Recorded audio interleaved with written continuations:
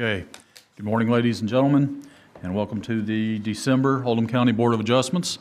It's about 5 after 9. My name's Larry Otterback, and we are now in session. This morning we have 6 cases on the agenda. Procedures for all of them are going to be the same. Here in a minute, we're going to swear staff in. Bill, I think it's Bill. You read the. You're the secretary. You're going to read the case. Am I correct with that? Okay. Now, we recently changed that, so I think Bill is the new secretary. He's going to read the case. Vice Chairman. Vice Chair.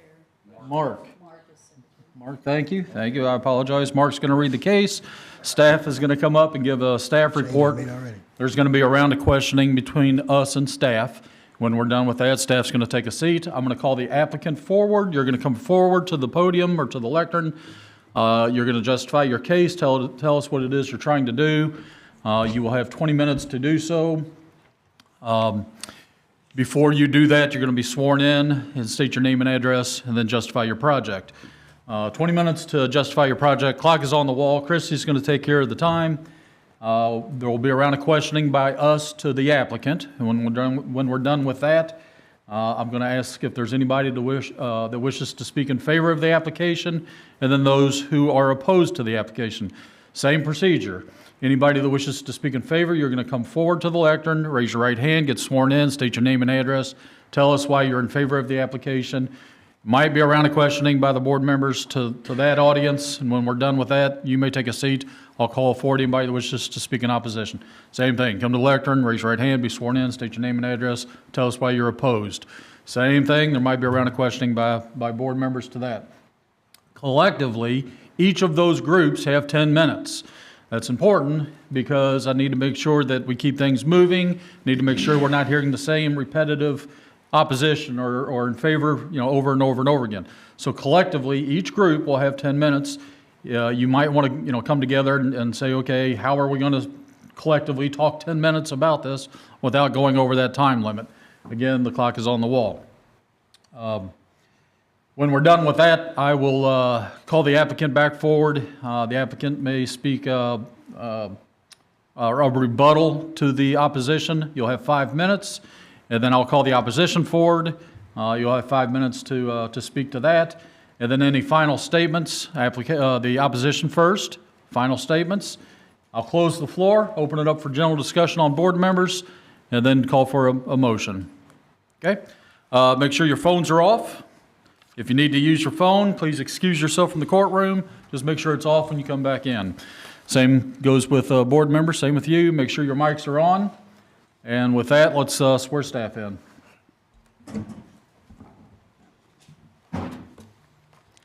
Do you solemnly swear to tell the truth, the whole truth, and nothing but the truth? Thank you. And Mark, if you want to read the first one, please. Oldham County Board of Adjustments Appeals, docket number OC 24056. An application has been filed requesting a conditional use permit for quarry use on aggregate AG1 zoned property located on 8901 Highway 329 in Crestwood. Okay, thank you. Anna? Good morning, Board of Adjustments. Anna Barge, Senior Planner.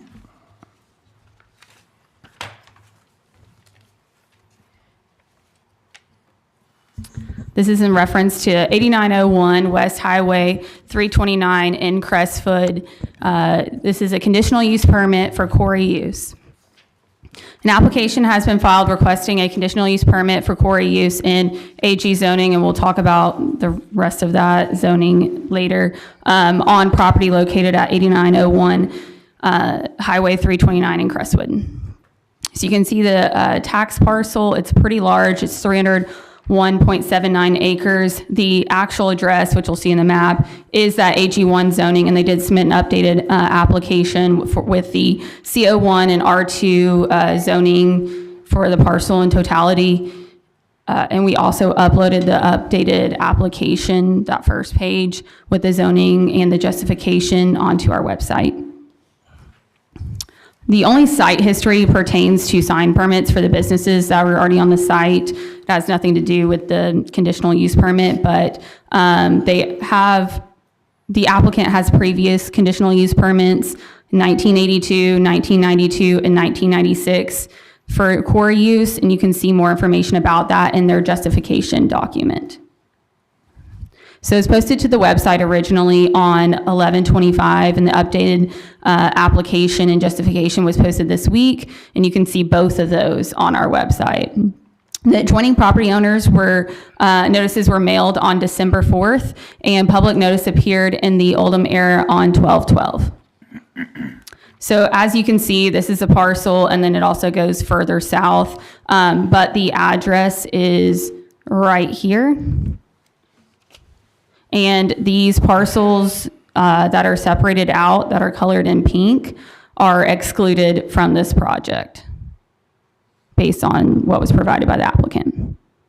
So as you can see, the parcel address is in that 8901 zoning district, but they did update their application for the whole parcel, which is AG1 zoning, CO1, which has very similar requirements as AG1, and then R2, and the conditional use permit, or the core use, is a conditional use for all three of those zonings, so it doesn't change on whether it's a conditional or permitted use. It's still a conditional use for all three of those zonings.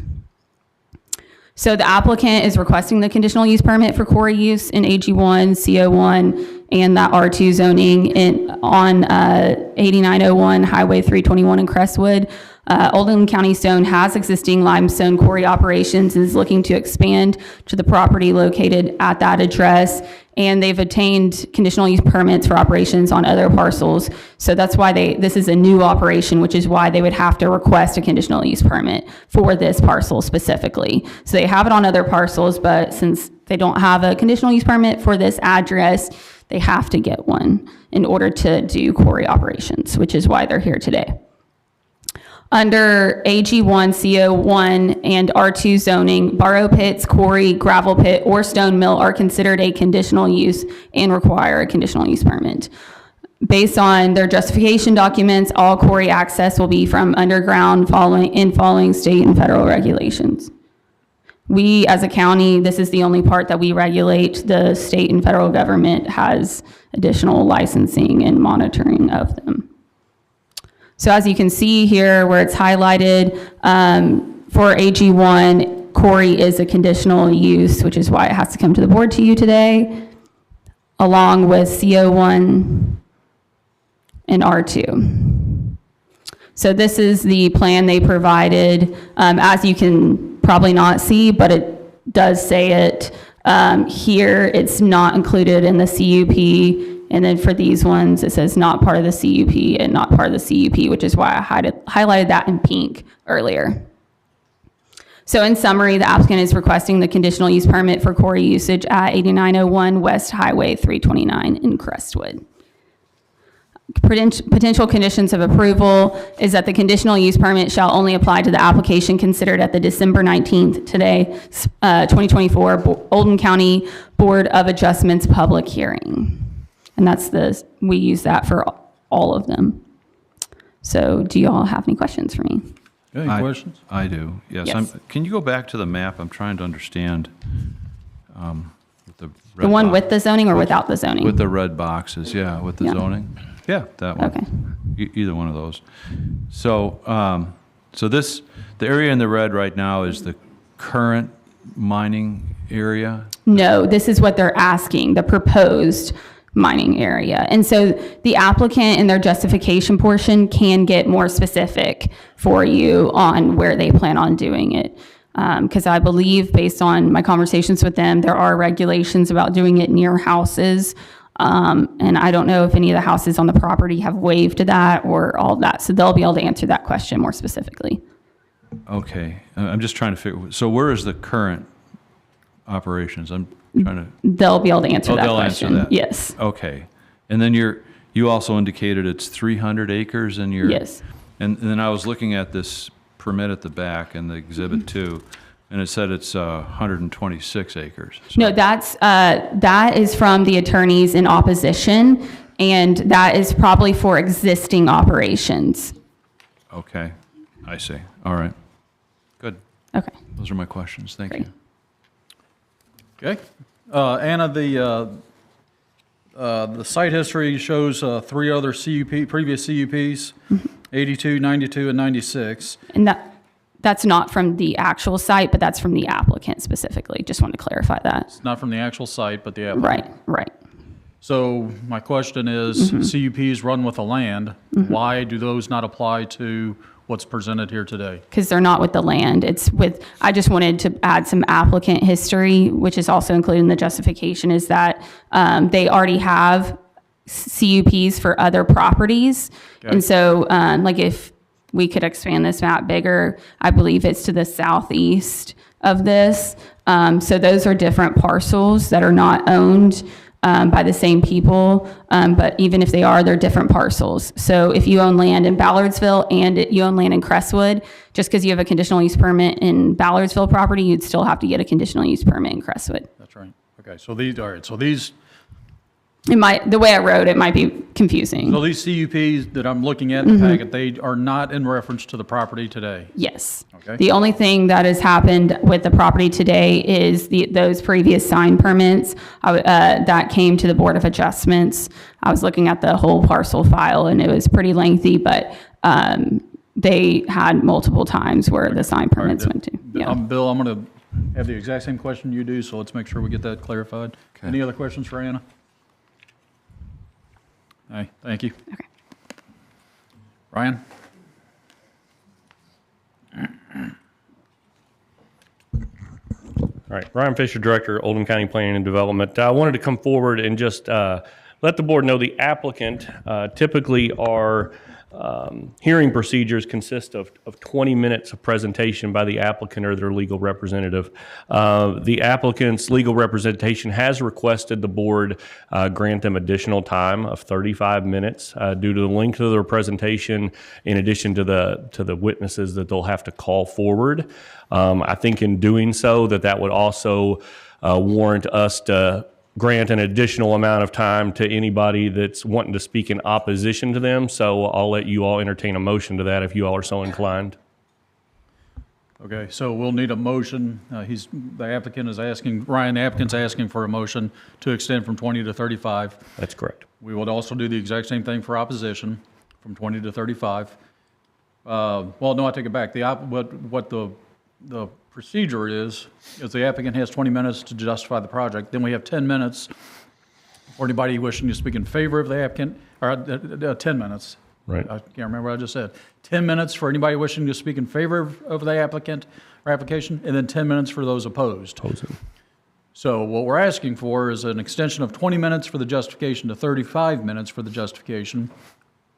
And then are we also asking for additional time for those wishing to speak in favor and those in opposition? So granted, the applicant's representation didn't ask for any additional time for the other side, but I was just thinking that out of, would probably be prudent. Okay, all right. So board, I guess if we can have a motion, if we want to grant additional time for the justification from 20 minutes to 35 minutes, I would encourage an increase of time from 10 minutes for those wishing to speak in favor, and then 10 minutes for those wishing to speak in opposition.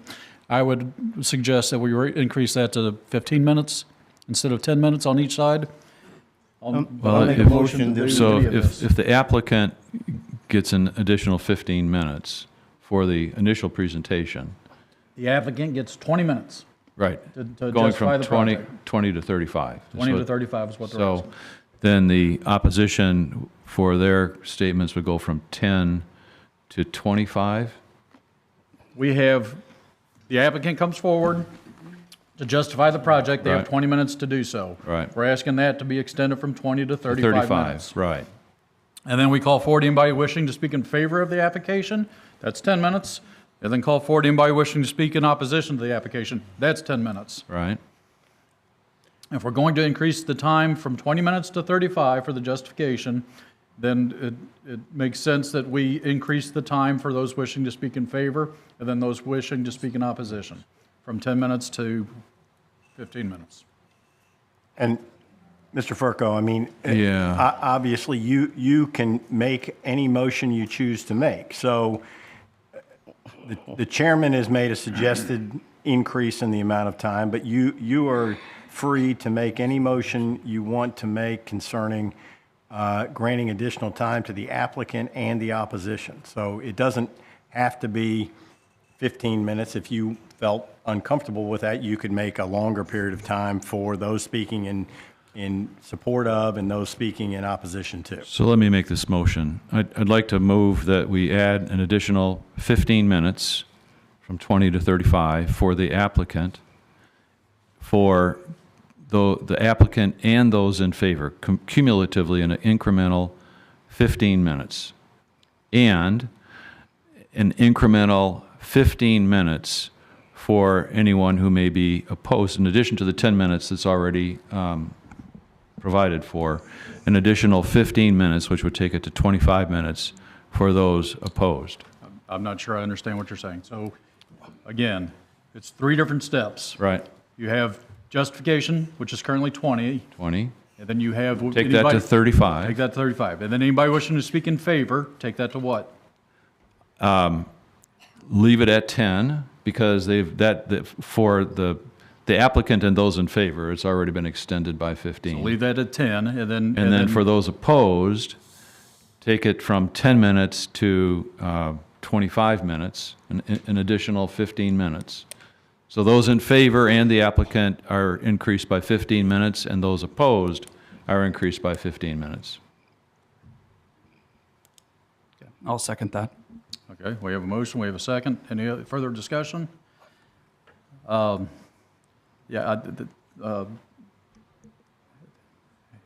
a discussion period, I just have to think of what you're doing there. So it's the applicant and those in favor of the application. We have left it alone. So it's 25 for the applicant, or 35 for the applicant to speak, to justify the project. Right. And then leave those who are in favor of the application, leave that at 10. Yes. But then you're giving the opposition a total of 25. 25.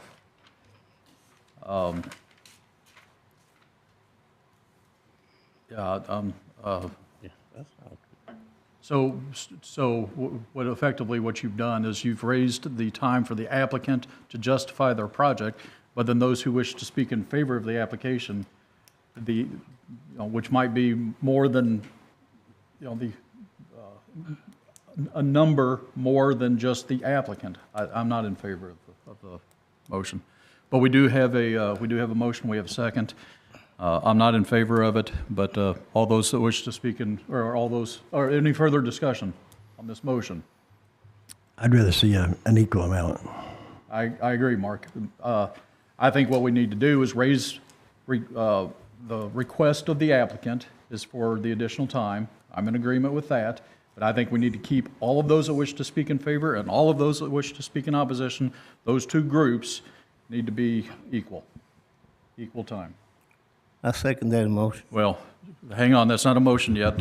We need to, Second that. but So my only concern is basically then we're adding a half an hour to the applicant and those who support the applicant. that's two different entities. You have the applicant who's wanting to increase their time because their presentation is longer. They have a longer presentation, that 20 minutes, they need more to go through the presentation. Then they sit down, and then we say, okay, anybody wish to speak in favor of this? Right. And the applicant has already said, I need 35 minutes to go through my presentation. Right. Okay, you have 35, that's what we're gonna say. So, okay, you have 35 minutes. Now, all those that wish to speak in favor, we haven't per your motion, we haven't given them additional time. Right. But yet, we're gonna give the opposition additional time. And I'm not in favor of that. But, so do you want to withdraw your motion, or do you want to carry on with how you have it, and we'll take a vote on that motion? I'll carry on. Okay, we have a motion, we have a second. All in favor of this motion, say aye. Aye. All not in favor of this motion, say aye. Aye. Mark, how did you vote? Yes. And I'm not in favor. Not in favor, okay, so it's 3, and how, I voted dissenting. okay. All right, that motion has been declined. Do we have any other motion? I'll make the next one then. Let's go ahead and add 15 minutes to the applicant's presentation time, Okay, that's 35. and an additional 15 minutes to, well, maybe an additional 15 minutes to those in favor and those opposed. Okay, so that brings both of those 25 minutes for each one of those groups. I will second. Second. Oh. Charles, I'll take that second, thank you. Any discussion on that? All in favor signify by saying aye. Aye. Those opposed? That one's been approved. And then you've got the clock. All right, if I can have the applicant come forward, please. Chairman, do you want to swear anybody who's going to speak in favor at this point? Thank you. Yes, we'll go ahead and do that, just to get that over with. Everybody that's going to speak in favor of, and then when it comes time to do the opposition, I'll do opposition. Let's do everything collectively here. And let's get everybody to raise their right hand and get sworn in. Do you solemnly swear to tell the truth, the whole truth, and nothing but the truth? Thank you. Legal counsel does not need to be sworn in. When you all come at the lectern to talk, just make sure you state your name and address. Okay? Thank you, Mr. Chair, members of the board. My name is Cliff Ashburner. I'm with the law firm of Dinsmore and Scholl.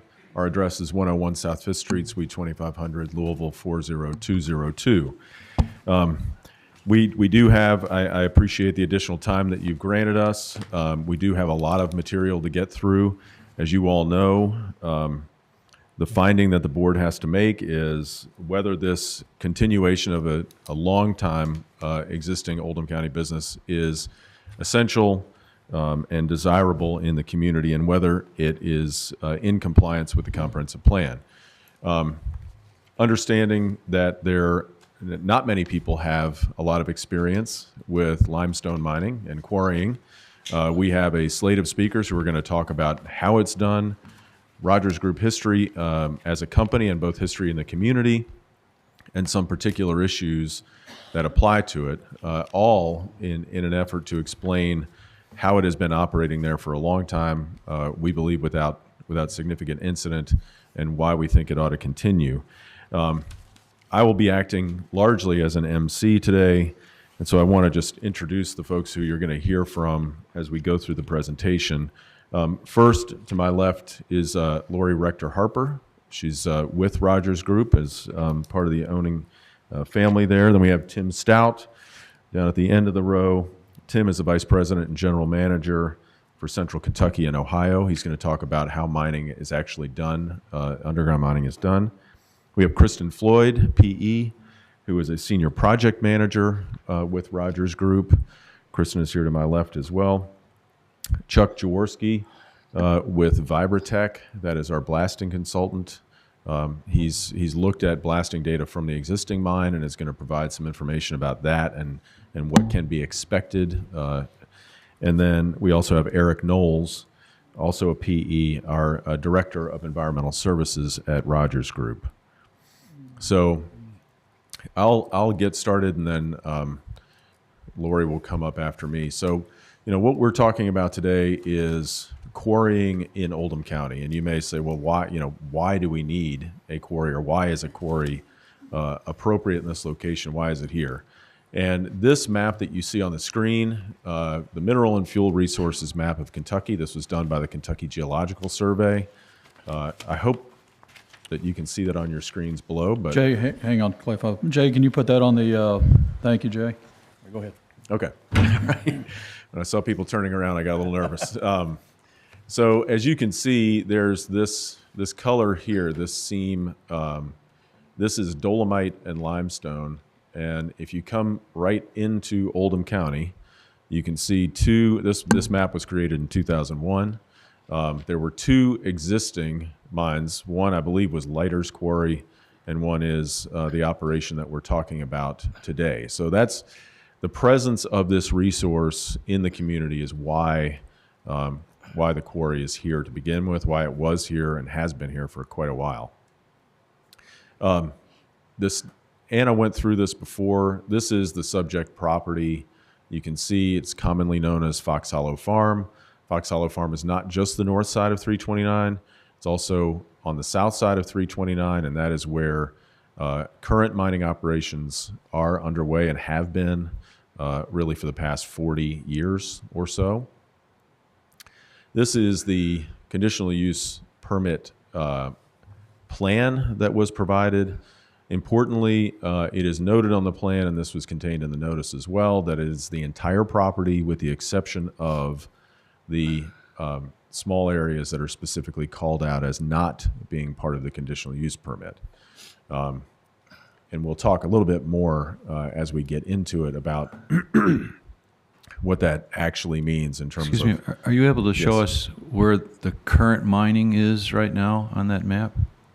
I can tell you it is... Since we're on time, Yeah. let him get through the Okay. presentation. All We'll right. go back and Yeah. ask questions. I can tell you generally, Member Furco, it is south and east. And in a moment, after Lori talks, I'm going to go through those 3 previous conditional use permits.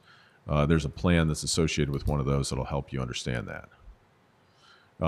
So with that, I'd like to ask Lori Harper to come up and talk a little bit about Rogers Group and its history in the community. Thank you. And again, my name is Lori Harper, and my address is 12808 Town Parkway, Louisville, Kentucky. So I'm going to share a little bit about the history of Rogers Group. It is a 116-year-old company. My great-grandfather started this company in Bloomington, Indiana. And then as he progressed into the Louisville area, so in 1920s, he opened up a quarry in Louisville, which is called Louisville Crushed Stone. And in turn, the then president of the United States decided to put the interstate system in. And so what you found is people were going and putting in these roadside quarries where they believed the interstate would be. So my family moved to Kentucky in 1967. And in 1968, my father started Oldham County Stone. So our family has a great history here in Oldham County. Matter of fact, when I was 16, my first job was at Oldham County Stone. And so I was in the scale house, worked with Mr. Williams there, who taught me a lot. I also had the opportunity, which was unusual at that time, that's where I learned to operate a loader. That's where I learned the other parts of our business. Then I went away to college, and when I came back, I decided I want to enter the family business. So at that time, I came as a salesperson. And I had some great mentors here in this community. Barry Stess helped me a lot to learn what it is not only to be in business, but also how to operate the business within the community. Because that is a core value of Rogers Group. Not only are we employing good people and providing good jobs, but we're giving back into the community, not only with our time and talents, but in leadership roles, whether it be with the chamber, whether it be helping out with the Brownsboro Community Center. We have a very, very long history of doing that, and I'll try. I was supposed to move this. Sorry. Anyways, so that, again, 116-year-old company, being active within the community. I'm not going to list all the things there. You can see them on your screen. But again, it's being a part, and as I use this term a lot with my children, grow where you're planted. And growing where you're planted means making sure you're running a good business, but also you're giving back and making a positive impact in the communities that we do business in. Thank you very much, Lori. The next speaker, well, actually, let me run through these previous approvals, and then I'll get Tim Stout up here. So we mentioned there were 3 other conditional use permits. All of those really relate to different expansions or different extensions of the quarry. So as you saw on the map, there's a significant amount of limestone in this area. The initial quarry operation was an open pit surface mine, if you will. And over time, different arrangements were reached with nearby property owners in order to go underground and mine limestone under their farm properties. So in 1982, you can see these are the conditions and the approval. It was unanimously approved in 1982. The conditions that were listed there, the property has to be fenced. Traffic will only use 329. One thing that Tim will talk about is how the surface operation of Oldham County Stone will be affected by this, which is to say not at all. The next was 1992. Again, this was another area where Rogers Group was looking to go underground, under a farm, and extract limestone there. They did incorporate previous conditions into this. And then in 1996, there was an additional extension, a much larger area, which is part of the property that was owned by the Norton family. So here, Member Furco, if you recall from the map, 329 is right here. 1694 runs north and south on the north side of 329. This property, where it says C.R. Norton Estate, or I think it's, I'm sorry, my eyes are not that awesome. Maybe that's CM the Norton Estate. That is the property that we're talking about getting into now, which is directly adjacent to property that's currently being mined for limestone. And there were conditions, of course, placed it here. Yes. So the area right now is the 622 Yes. is currently permitted. is what you're Correct. saying. Okay. Yeah. And so what we're proposing is to go under 329 and then access that additional section of the farm. So with that, I'm going to ask Tim Stout to come up, and Tim's going to talk through several slides just to kind of explain how underground limestone mining works. Thank you, Cliff. Good morning. As Cliff said, my name is Tim Stout. I'm the Vice President and General Manager of the Rogers Group in Central Kentucky and Ohio. Oldham County Stone is one of my locations.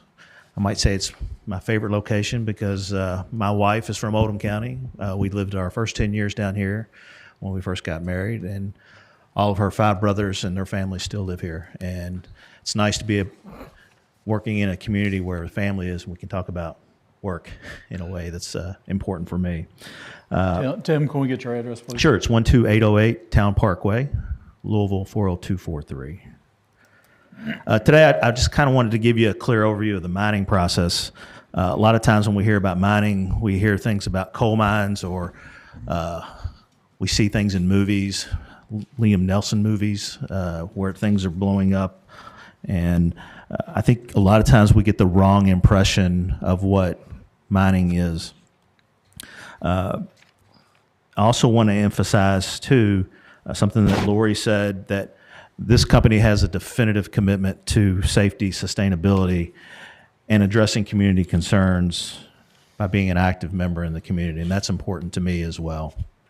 The mining operation itself, I want to kind of make it as simple as possible and talk about 2 aspects of mining. The surface operation and the underground operation. That's the way I'm going to break it up. The surface operation is what you see here on the screen in front of you. Surface operation is where we take stone from underground and we process it in order for our commercial customers to purchase it. This will not change at all for us. It'll stay the same, exactly the same as it is now. The entry into the underground will be the same. The access to our site from outside will stay the same. None of that will change.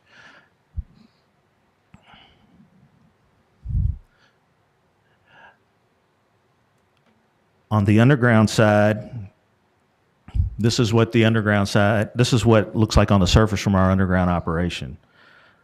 You can see farmland continues to be existing there.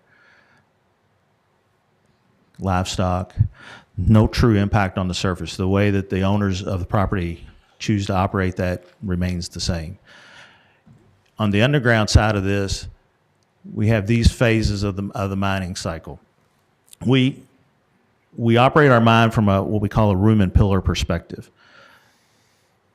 Rooms are mined out. They're basically mined out in a 45-foot square section. If you look at the checkerboard to the bottom right, the pillars that you see are the squares that we're representing there. Those are limestone that is left behind in 35-foot squares.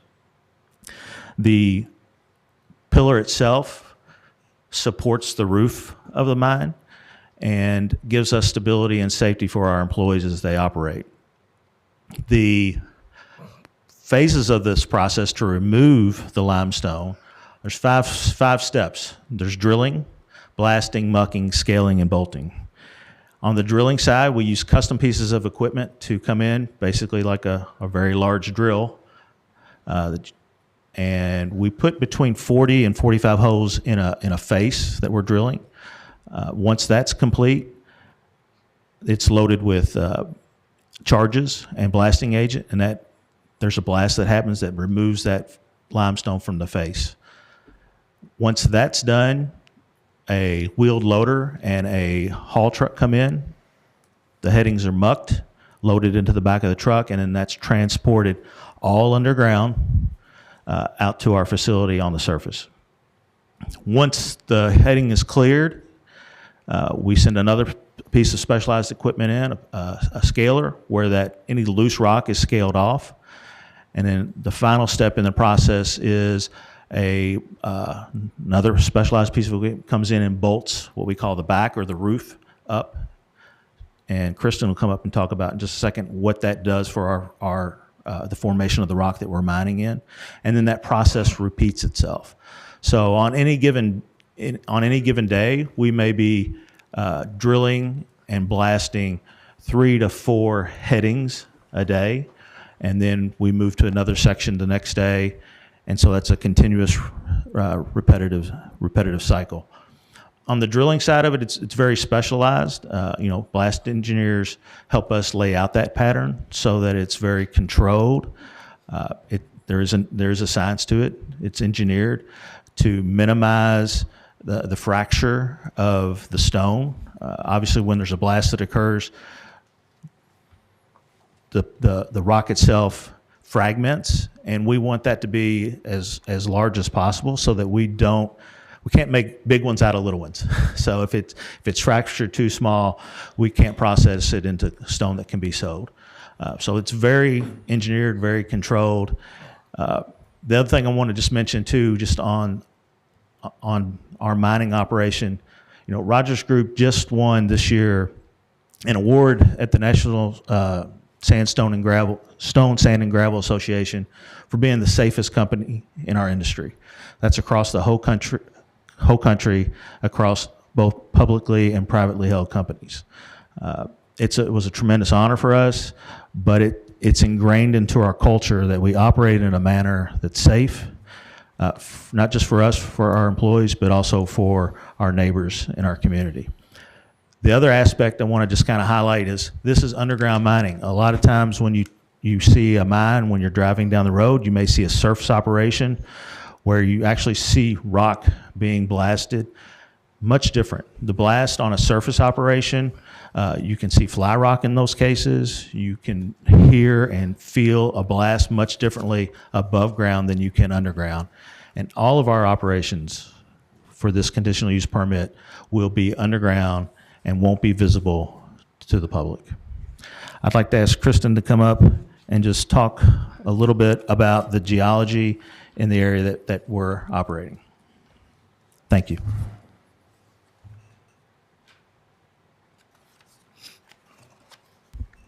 Thanks, Tim. Good morning, everybody. My name is Kristen Floyd, Senior Project Manager with Rogers Group, and my address is 12808 Town Parkway, Louisville. What does a senior project manager mean to Rogers Group? That can mean a bunch of different things depending on what company you work for. So for me, that means I'm handling large-scale capital projects as well as our mining engineering for our 6 underground locations that we have within the Northern Division. As Cliff alluded to earlier, I am a PE in 3 different states, including Kentucky as well. What I want to do is I want to give you a little bit of a background on what our geology at Oldham County Stone is, as well as some of our mining parameters that we have in place, both upfront and as we continually operate, and to ensure that we protect both the health and safety of our employees underground, as well as the surface entities that are above us. when you look at the lithologic column that's on your screen, what we mine is the Laurel limestone, so that's that bottom section there. It is about 95% limestone with a little bit of shale mixed in there. And then above us, we have a more competent or more defined zone of Waldron shale, as well as the Louisville limestone. Now, the Waldron shale, it is very thinly laminated, and then the Louisville limestone is very porous. So those are some irregularities that we try to avoid.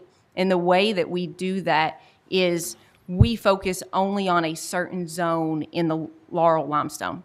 We actually leave behind some very good rock, but we leave that approximately 12 foot in the top of the Laurel limestone behind because we are trying to, what they call beam building. We're trying to build a beam in our roof or our back so that all of these irregularities that are above us in the strata, so that we have adequate support for those irregularities and the material that is above us. So we leave that behind throughout the mine. And then what we also do, another engineering control that we have in place, is that we don't mine anywhere that the distance between the surface and the mine roof is less than 40 feet. 40 feet is our cutoff point. By doing that, what we're doing is we are minimizing our risk for subsidence in the area. We obviously have areas that are greater than 40 foot, but we have it drawn out on our mine maps to say, hey, this is our 40-foot cover, and we will not go past that point. You know, I've talked about these two engineering controls. Tim also mentioned roof bolting. We also size our pillars in advance to account for what the cover is, what our opening widths are going to be, so that we can run our equipment. That way that we maximize production, but we're also maximizing our design up front, so that if we have geologic features such as sinkholes that are developed by karst topography, or we have low cover, we've already identified those geologic features in advance in order to have the most stable underground operation that we can have. Our goal is not to just kind of come in and run and gun and mine wherever we can. We mine in a very systematic approach. We mine so that we keep all of our pillars in a straight line. We want our pillars to be the same size.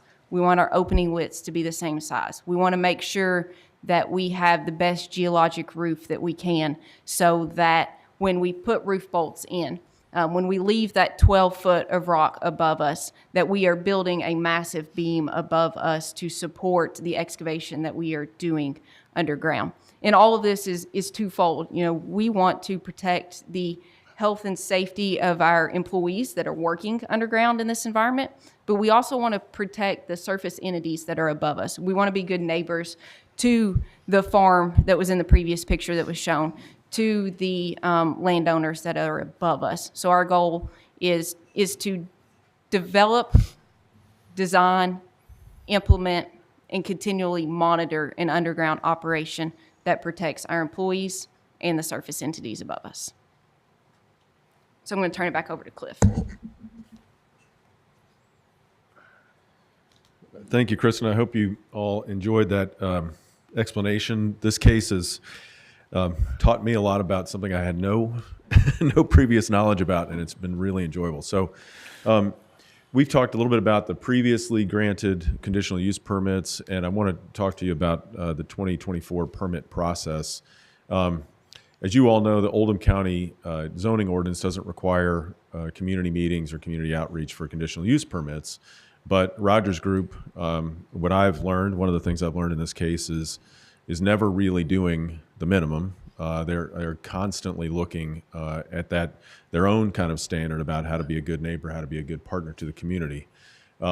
So we set about meeting with different groups. We had some folks who didn't ultimately meet with us, but we did have quite a few people that we had an opportunity to speak with. So first, we met with the two neighborhoods that are to the north of the farm. That's the Woods of Harrods Creek and Harrods Crossing. We sat down with their HOA leadership. Tim and I met with them, tried to answer any questions that they had. We also had an open house meeting not too far from the site. We had 17 people sign in at that meeting. We did bring a lot of expertise. I think pretty much everybody who's here today to speak to you was at that open house, and so people who came had the opportunity to speak directly with the blasting engineer, directly with Kristen and Tim, to learn about what was happening and what they might be concerned about. And then after we did that, we've gone about following up with individual property owners. I know I've been to some of the meetings. I believe Tim has been to all of the meetings with individual property owners on their property, in their kitchens, or on the phone. So we've really tried to identify things. And through that process, we've identified two main concerns, one of which you're about to hear a lot about, and one of which I think is something that we were able to deal with pretty quickly. So that's existing truck traffic, and then the impact of blasting under the farm and what that would do to neighboring property owners. So the first thing is, with regard to the trucks, Rogers Group actually does not haul.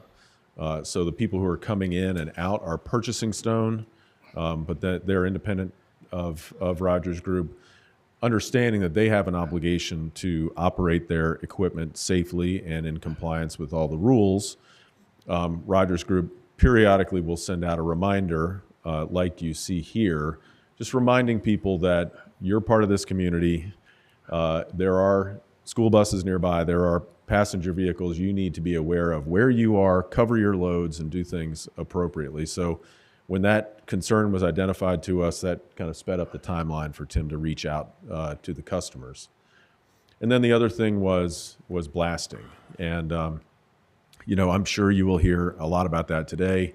Chuck Jaworski with Vibratech is going to come up. You can come on up.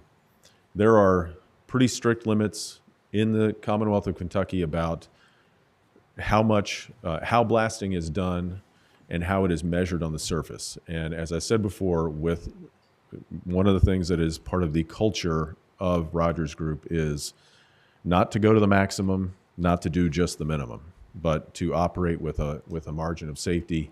So I'm going to have Chuck come up and talk a little bit about some historic numbers and then try to equate that to impacts that are a little easier to understand. My name is Chuck Jaworski. My address is 149 Space Park South Drive, Nashville, Tennessee, 37211. Closer, okay. Is this better? Much better. Excellent. So, going back to the slide, the state of Kentucky, or the Commonwealth of Kentucky, limits blasting vibration to 2 inches per second at the immediate location of any occupied structure. So, and then also blasting cannot occur within 300 feet of an occupied structure, and mineral extraction cannot occur within 1,000 or 100 feet of an occupied structure without a waiver from the owner of said structure. So in light of the 300-foot buffer in the area that we're seeking the permit here, that 300 feet is in the orange hash. So that represents the 300-foot buffer to the homes surrounding and inside that parcel. So Vibratech's role in this process has been, we've been retained as a third party to review their history for the last 2 years and look at their blasting results. They employ a third-party company separate from us and separate from Rogers Group to do their monitoring, and they have 5 locations where they have seismic monitors that are there 24 hours a day, 7 days a week, monitoring any seismic activity that occurs as a result of their blasting. So I took those results, and we see this is the ground vibration at those 5 locations over the last 2 years. And they are certainly well within the state limit of 2 inches per second. And we can see here recently they've been getting closer and closer to their seismographs, but still within what they're permitted by the state to do, and can still continue to meet that criteria. So we talk about what this 2 inch per second is. So I want to give you guys a little bit of perspective of what that is. To kind of think of it as a speed limit, 2 inches per second. And what I've done is I've made this chart where they've either done direct measurements in a home of people walking around is about a 0.75 inch per second, 0.74. Pounding a nail in the wall, 0.88. Jumping up and down. If anybody has kids in their home, they fall out of bed, or maybe they get angry and slam the door upstairs to the bedroom.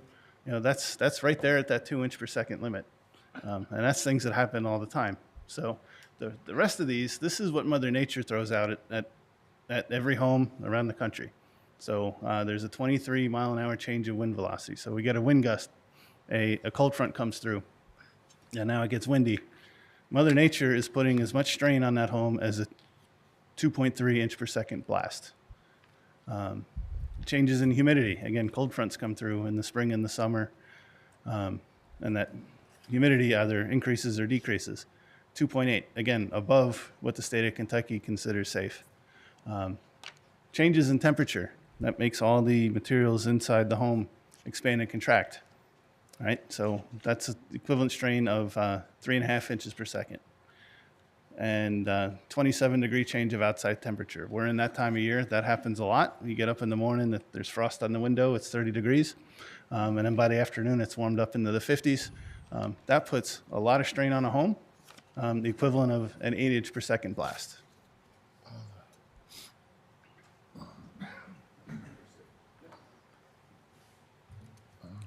Chuck, I just wanted to ask you just one question, which was in the report that was submitted to the board, you all also averaged, right, the amount, the average recorded velocity. Would you?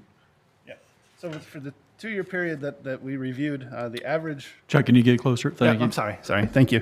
For the 2-year period that we reviewed, the average recorded ground vibration was 0.17 inches per second. So 0.17, that's roughly 10% of the 2 inch limit that the Commonwealth has on the books. And one other question: those the indicators here,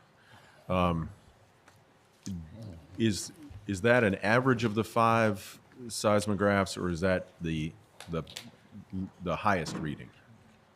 That is the peak for every event. There was about 1,000, just over 1,000 events that I reviewed, and each one of those bars represents one event from any of the 5 seismographs, okay, in chronological order. All right. Thank you very much. Last, I'm going to ask Eric Knowles to come up. Eric, we just have a little bit of time. So if you could run through some of the non-zoning regulations that Rogers Group is subject to. Yeah, good morning, board. My name is Eric Knowles, Director of Environmental Services with Rogers Group. My address is 12808 Town Parkway, Louisville, Kentucky. Rogers Group, like all other aspects of the company, takes environmental extremely seriously. And so environmental permitting compliance, we're out to do the right thing and to make sure that our operations are operating under the rules and regulations passed by federal and state government.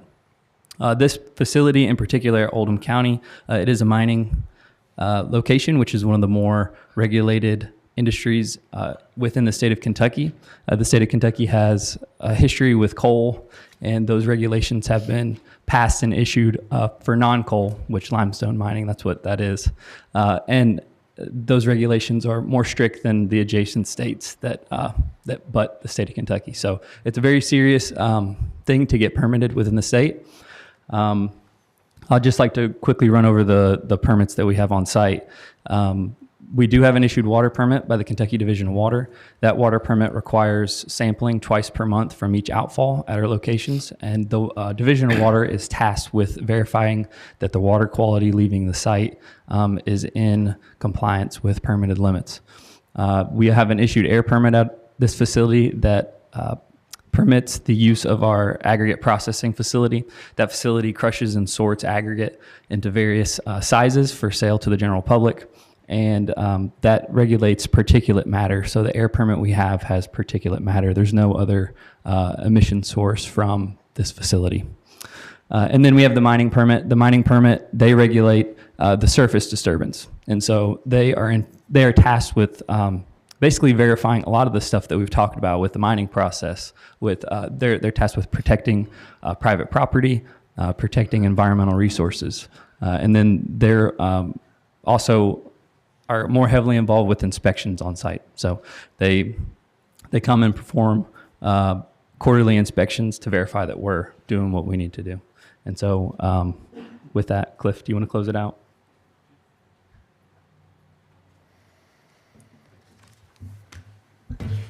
Thanks very much, Eric.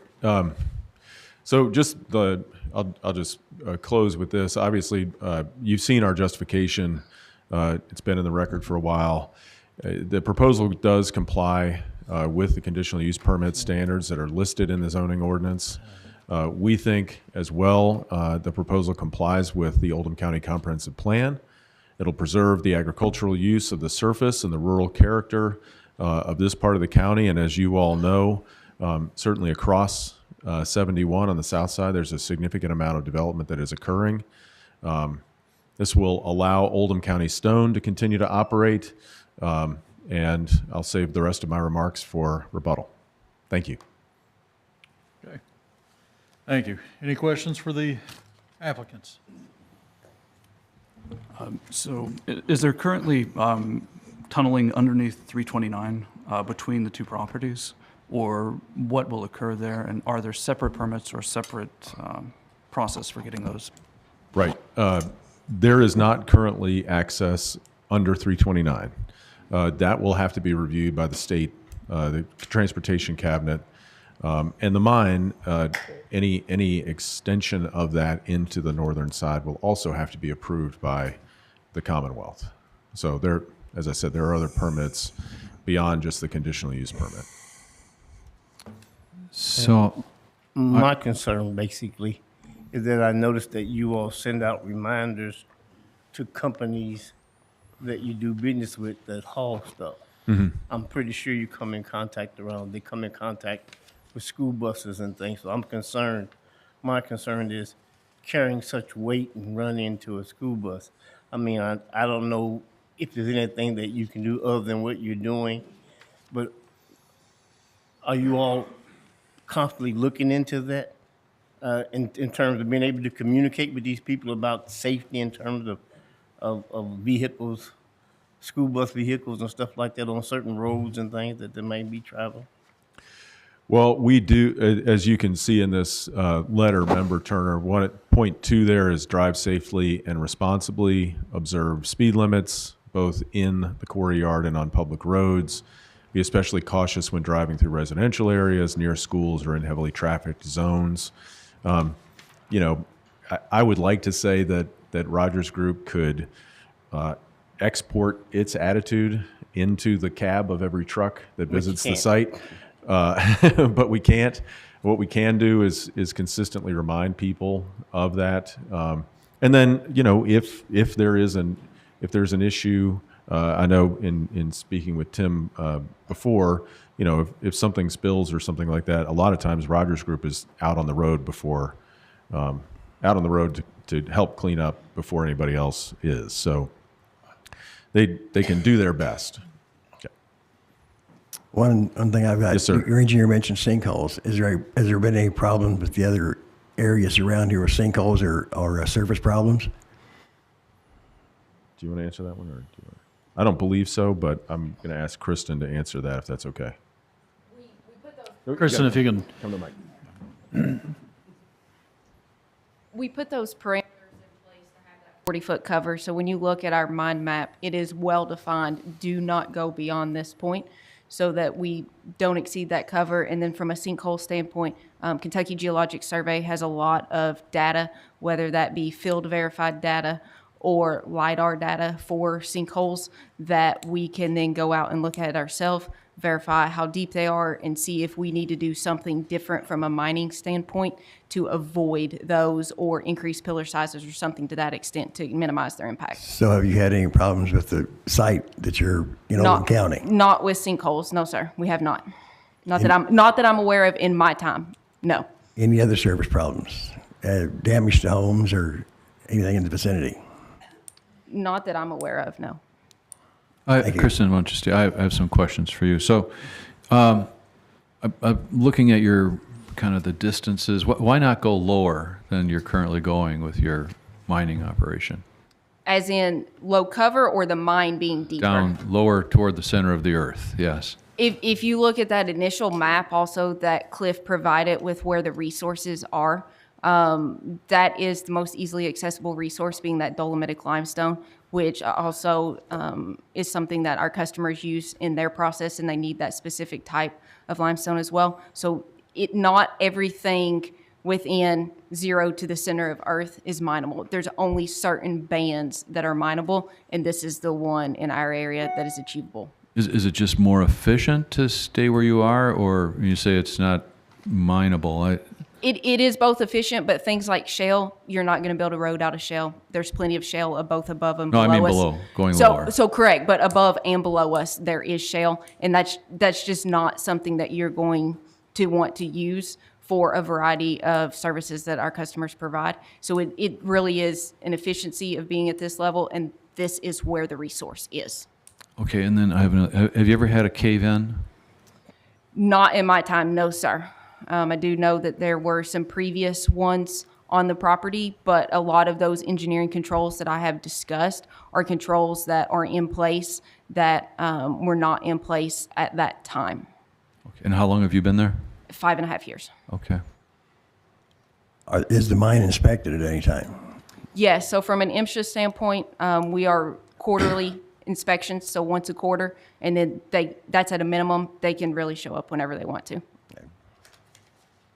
Sorry, another question for you. Is there a time frame in which blasts occur each day? Is there kind of a narrow range of time?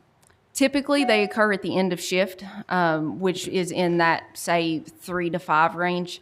But there are occasions where we do special projects underground that may adjust the time that occurs. Okay.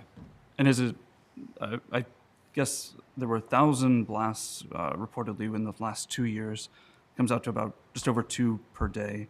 But I think at one point it was said there were 3 to 4 blasts per day. So there's actually 5 seismographs. So those 1,000 occurrences, that could be all 5 triggering at one time. So we only blast normally 1 time a day. Like I said, if we're doing a special project, we may get 2 in a day, but we blast 1 time a day. And then when Tim said, we blast 3 or 4 headings at a time, that is, this one goes immediately followed by another one, immediately followed by another one, immediately followed by another one. So it's all one blast. Yeah. It's just 3 or 4 different spots at one time. Okay. It's like milliseconds between. Exactly milliseconds, yes. Okay. Yeah. Any questions for Kristen? Yeah, not for Kristen. I have a question. I do. Since okay, she's up go there. ahead. This chart here, you say that you maintain a minimum of 40 feet, which includes a 12-foot ceiling between the mine roof and the Laurel limestone. I'm not following this 40 feet because it looks like the 60 feet-ish. That's 23 and 15, 38 and 10 is 48 and 12, 60 feet. Where is this 40-foot minimum? So this is actually from a core log. What we do is we go out and we drill and we identify where the seam, the horizon is that we're going to mine. So in this particular core log, we have 60. But when you look at the Fox Hollow Farm, there's actually a hillside where it drops off. So what we do is we maintain 40. So in some cases, we may have 60. In some cases, we may only have 40. But we're never going to go to 30 or 10. Okay. So that's what I'm trying to illustrate is, in this representative sample, we had 60, but we don't go below 40. Okay, so 40 is the cutoff, and yes, there's sir. No instance anywhere on the property or where you're blasting that's below 40 or less than 40. We have it identified not to go below that line. Okay. Before she sits down, any other questions for her? Seems like the easiest way is to call one at a time, each one. All right. All right.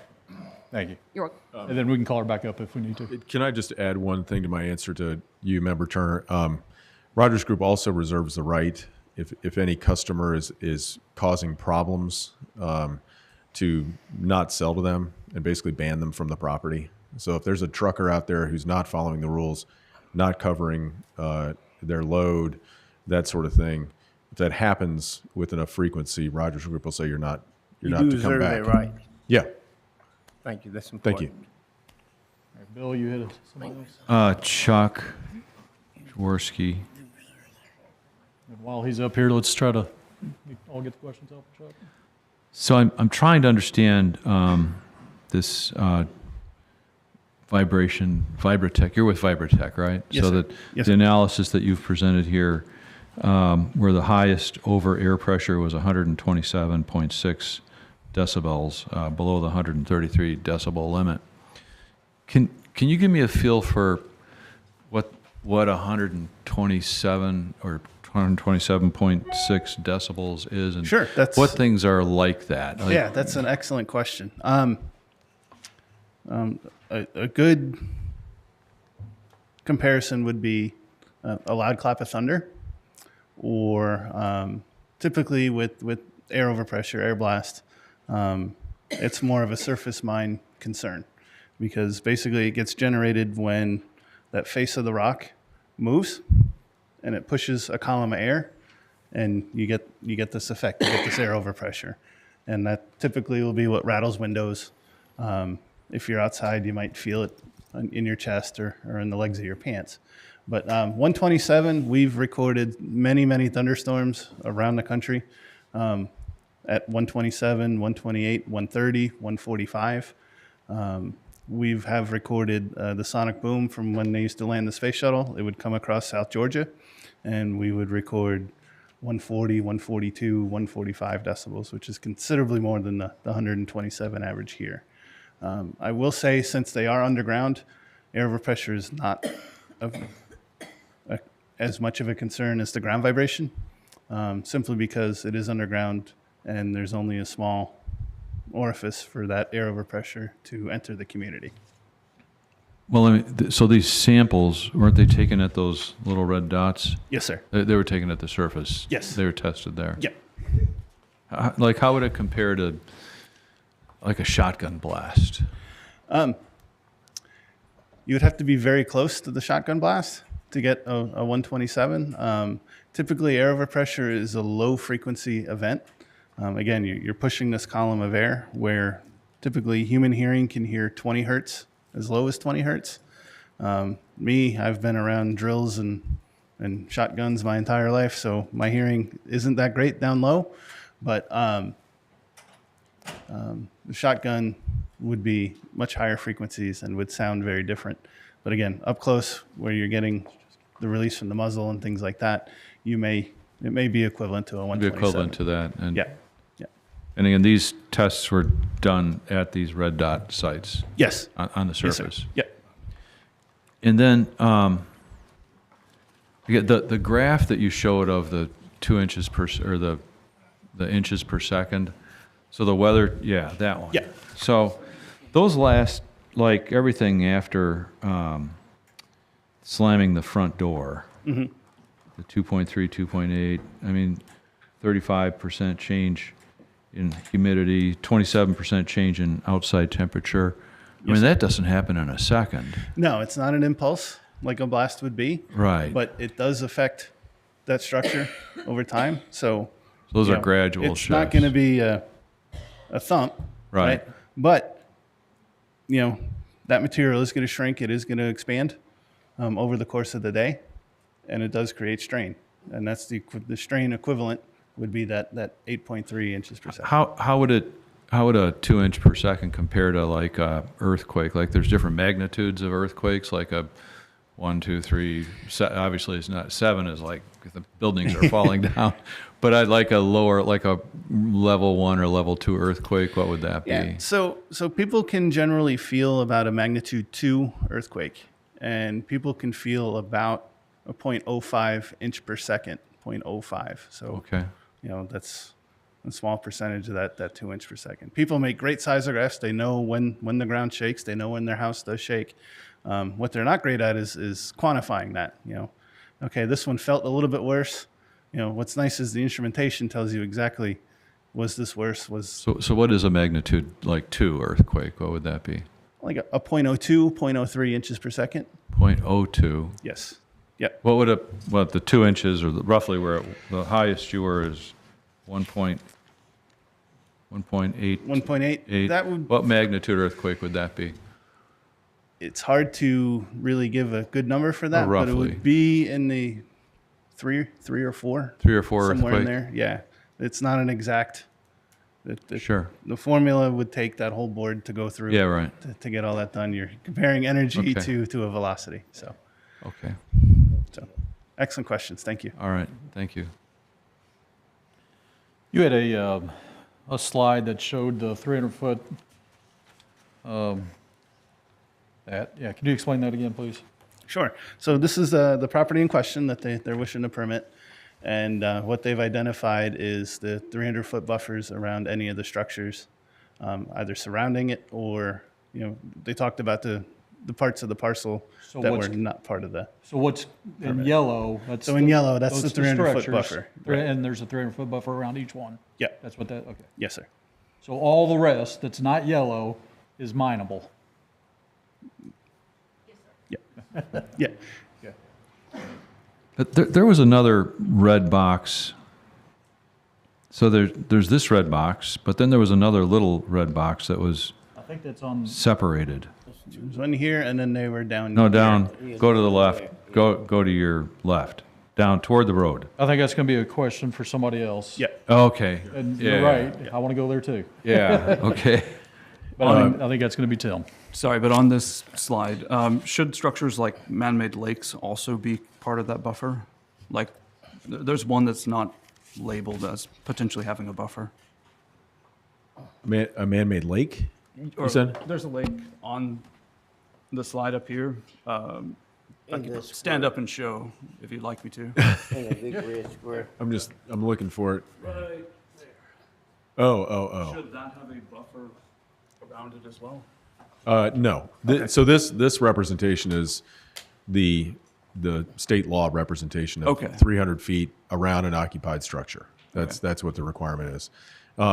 With regard to that separate parcel, that was not part of our application. I'm not sure.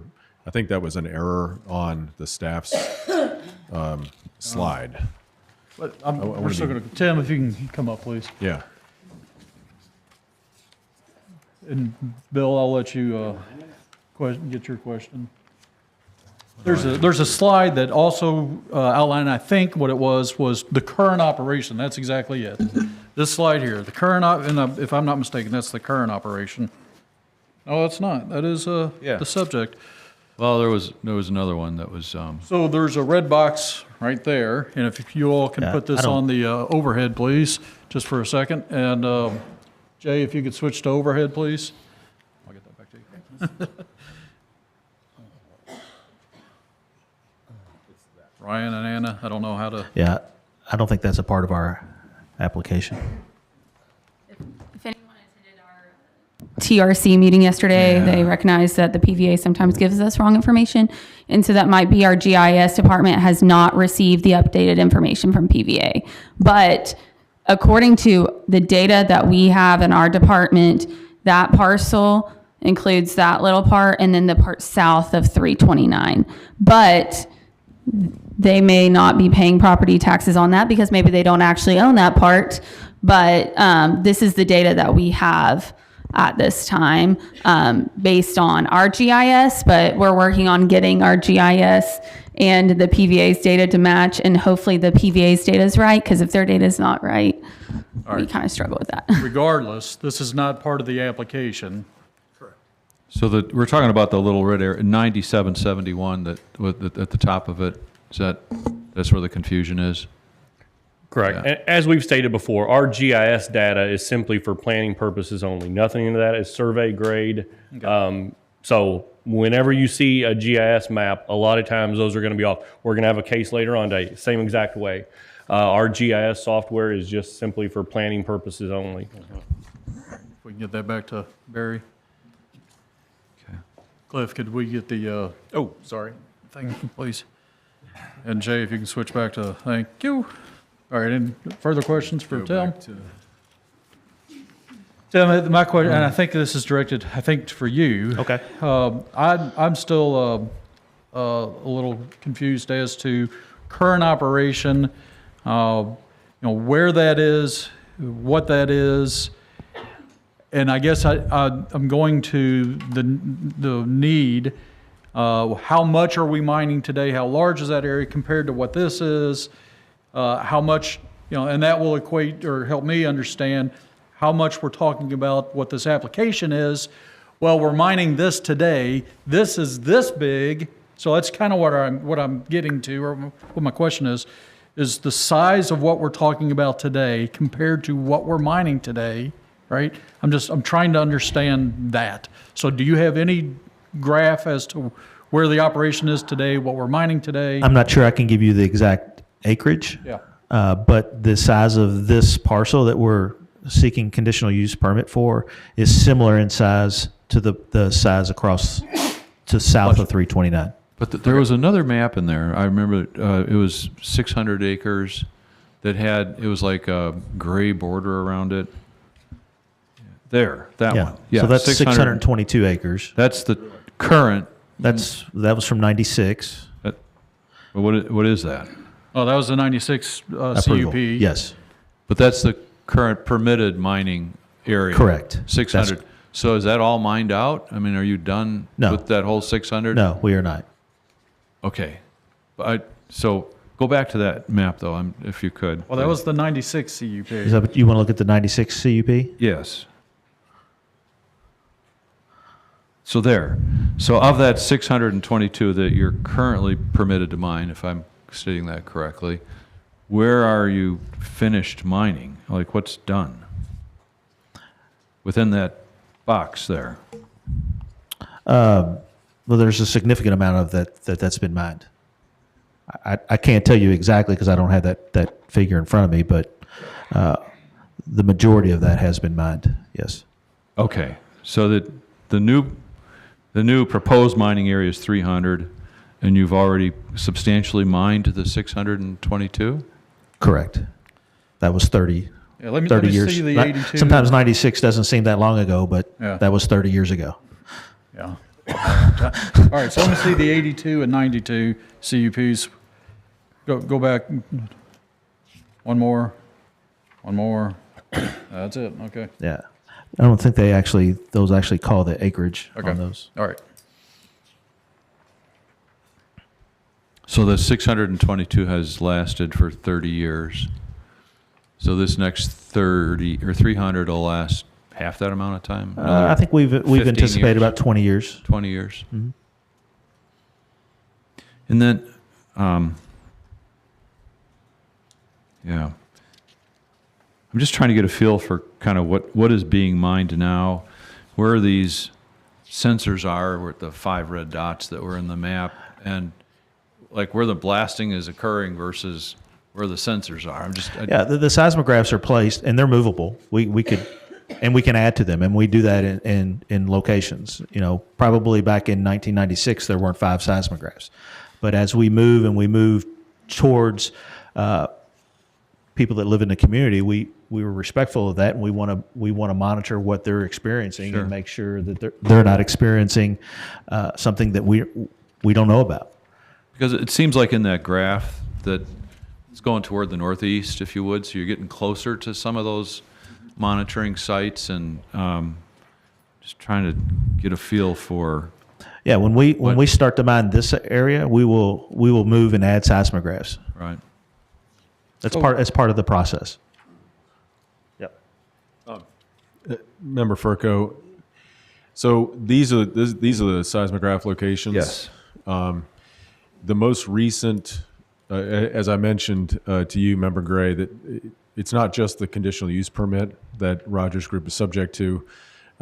They periodically have mining permits that allow them to go into different parts of the property. So that 600 acres that was approved in 1996 also has gone to the state, the non-coal mining section at the state. And right now they are, my understanding is they're mining in this area. Okay. So pretty close to, certainly very close to the farmhouse seismograph, and then the Halls Hill Road seismograph as well. Okay, that was really my question. Yeah. So I mean, they're in. Yeah. This is, if you want to just generally kind of speaking, this is that area that was previously represented on the Yes. 96.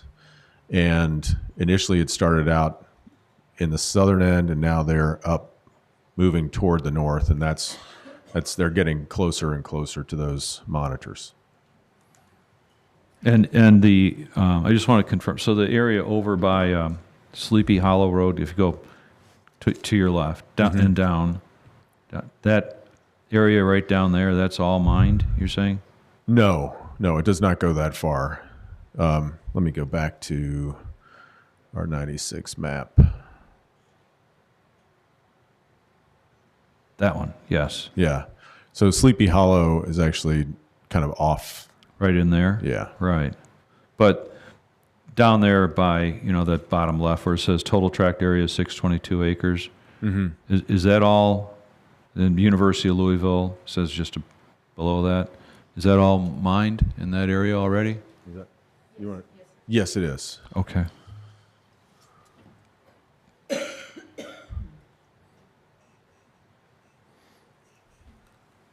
Okay. Any other questions for the applicants? Hang on a second.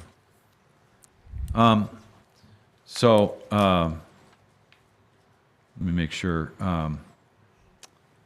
Chris indicated that she's been around for 5 years and is not aware of... Kristen, I'm sorry. Yeah. Is not aware of a cave-in, but presumably, Tim, you've been around longer. Actually, everything's getting recorded, so you need to speak into the lectern.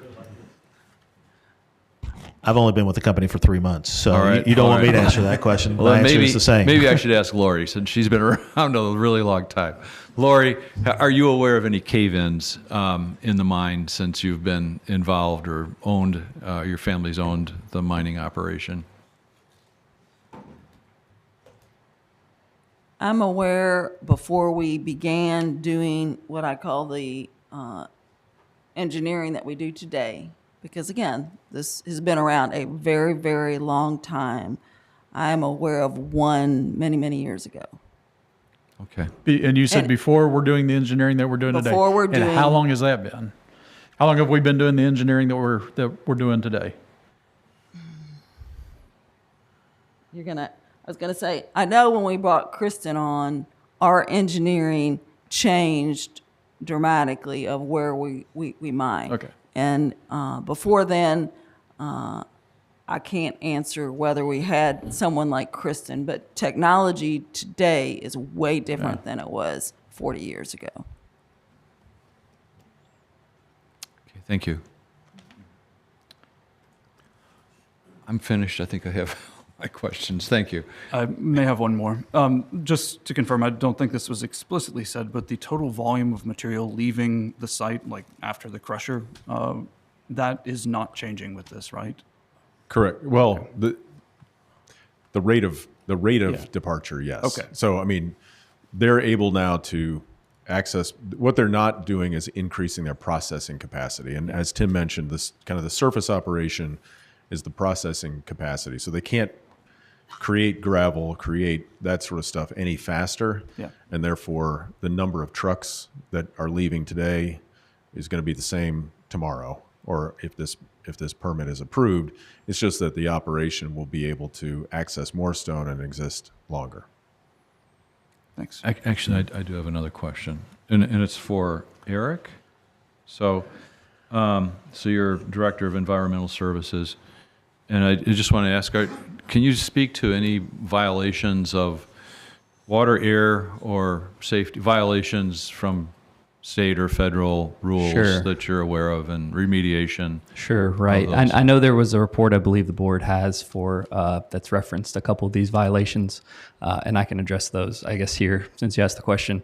The first that was referenced was of a water sample that tested as 73 milligrams per liter. So again, your water permits, we're testing for essentially the dust that comes from the quarry site.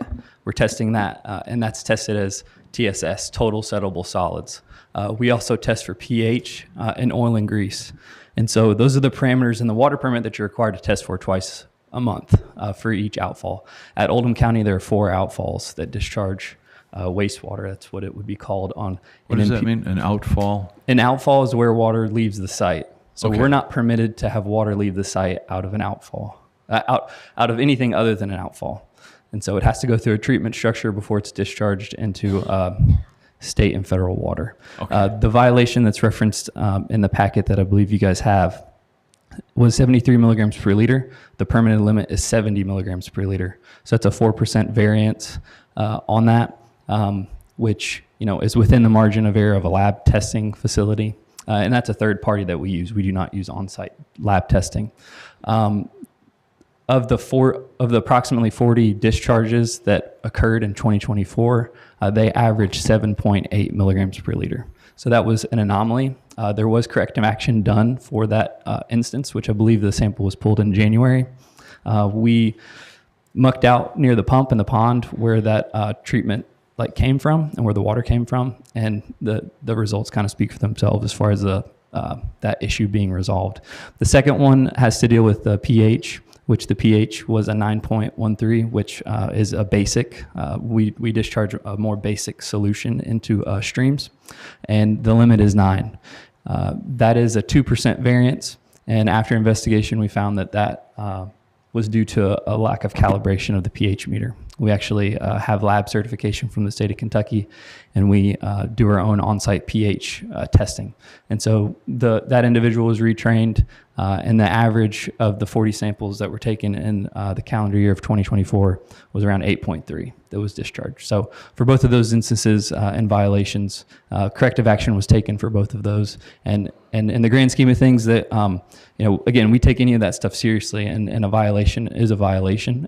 We're willing to report those and be open and transparent with the state agencies. And if that comes to corrective action, further corrective action than what we've done, then we're more than willing to do that. I will, just like my last statement about the violations, is there's been no further action from the Kentucky Division of Water from those violations. Say again? There's been no further action from Division of Water on those violations. So they were issued, they were remediated, and then that was that. Eric, how long have you been involved with the company? I've been with the company for 10 years, 10 and a half years. Are you aware of any other violations over those 10 years?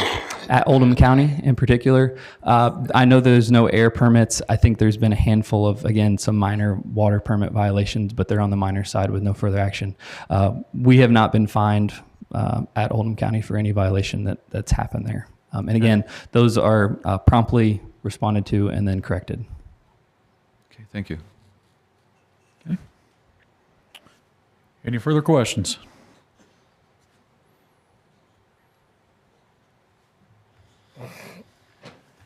Any questions before I go to approvals and opposition, or support and opposition?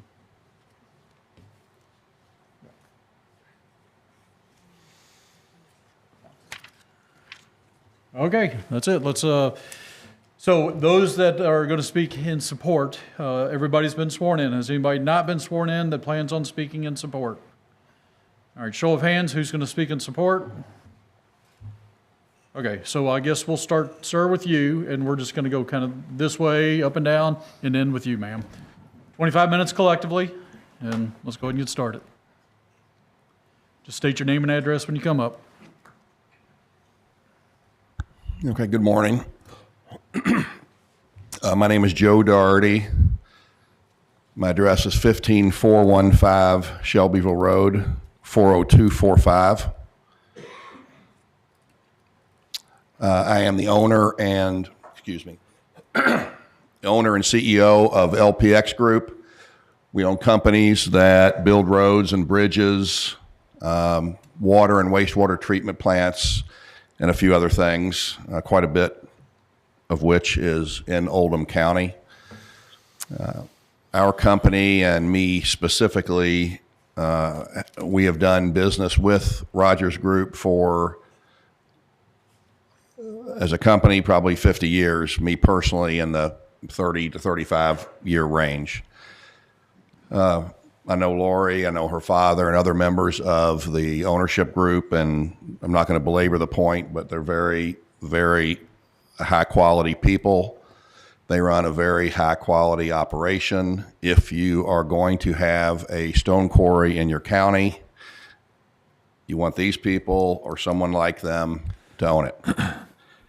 In the course of my business, we purchase limestone and other building materials from a variety of different companies other than Rogers Group, and there is a big difference in some cases.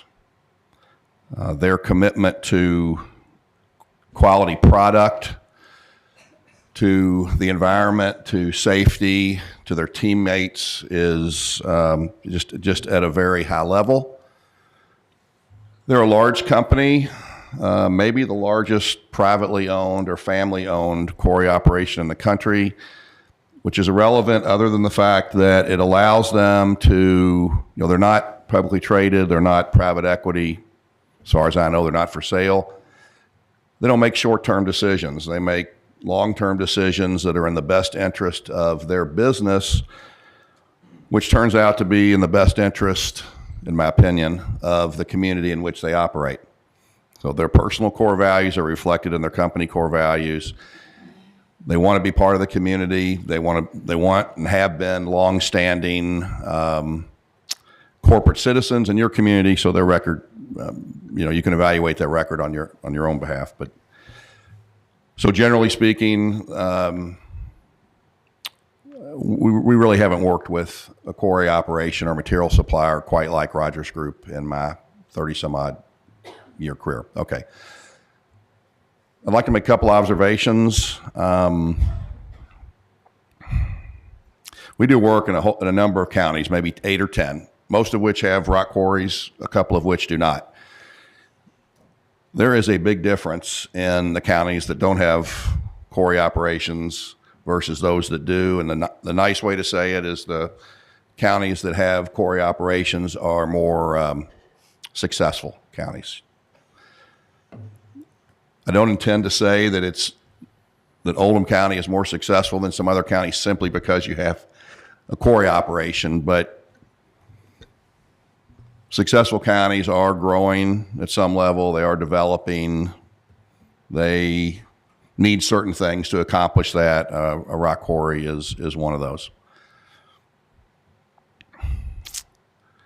Stone, they sell stone, white rock, to say a home builder, and he backfills his foundation. They also sell stone to people who manufacture asphalt. So asphalt is 95% limestone. So concrete is 92% or something limestone. So when you think of a quarry operation, don't just think of white rock. You have to think of asphalt. You have to think of concrete as well. The price of the stone is the price of the stone at the quarry. But as a contractor, what you're paying for is not the stone at the quarry. You're paying for the stone on your jobs. And developers are paying for the stone on their jobs. A big component of limestone, asphalt, and concrete is the delivery cost, the transportation cost. It's big, it's heavy, it's clumsy. So Mr. Turner was talking about safety. Development's going to get done in this county. If there's not a limestone quarry here, then limestone's going to come from another quarry. And in real simple terms, this is not scientific, whatever heavy truck traffic that's occurring in this county would just kind of be times 2. If that's some kind of a metric. If we have to haul our stone in from out of the county, if every developer, if every customer of theirs has to bring it in from another county, you're probably times 2 in the number of trucks, if not more, that are traveling in your community. That seems to be less safe and not more safe. And then just the general cost of it. So I can't imagine a county like Oldham County not having a limestone quarry within its boundaries, but that is for you gentlemen and gentlewomen to decide. I thank you for your time. Okay, thank you. Next.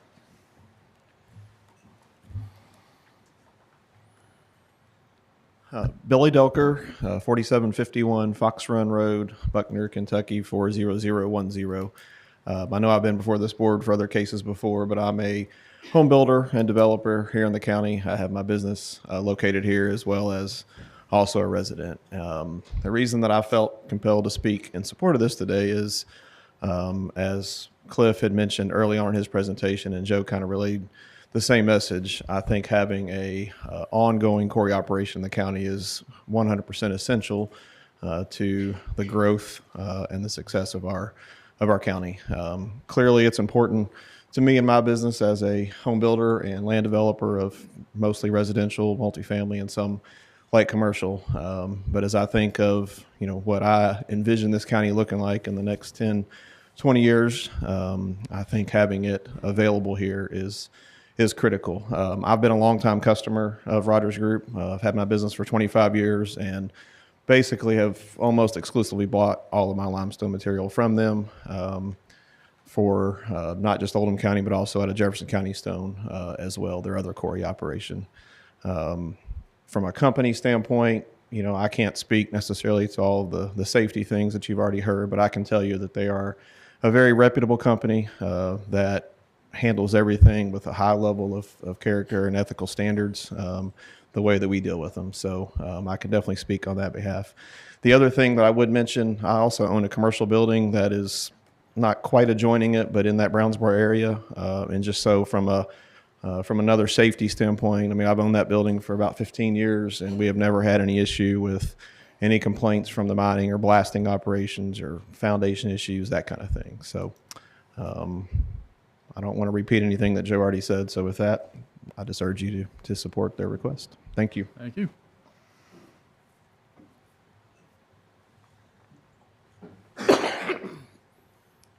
Gant Jones, 2910 Darby Creek Drive, Crestwood.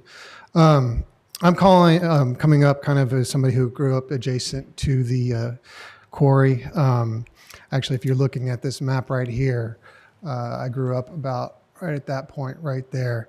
My whole life growing up, and I was a little bit surprised to see that they got the conditional use permit for this area, because I always assumed they were mining this area when I was growing up as a child, because we could always feel a slight rumble around 4 o'clock in the afternoon occasionally.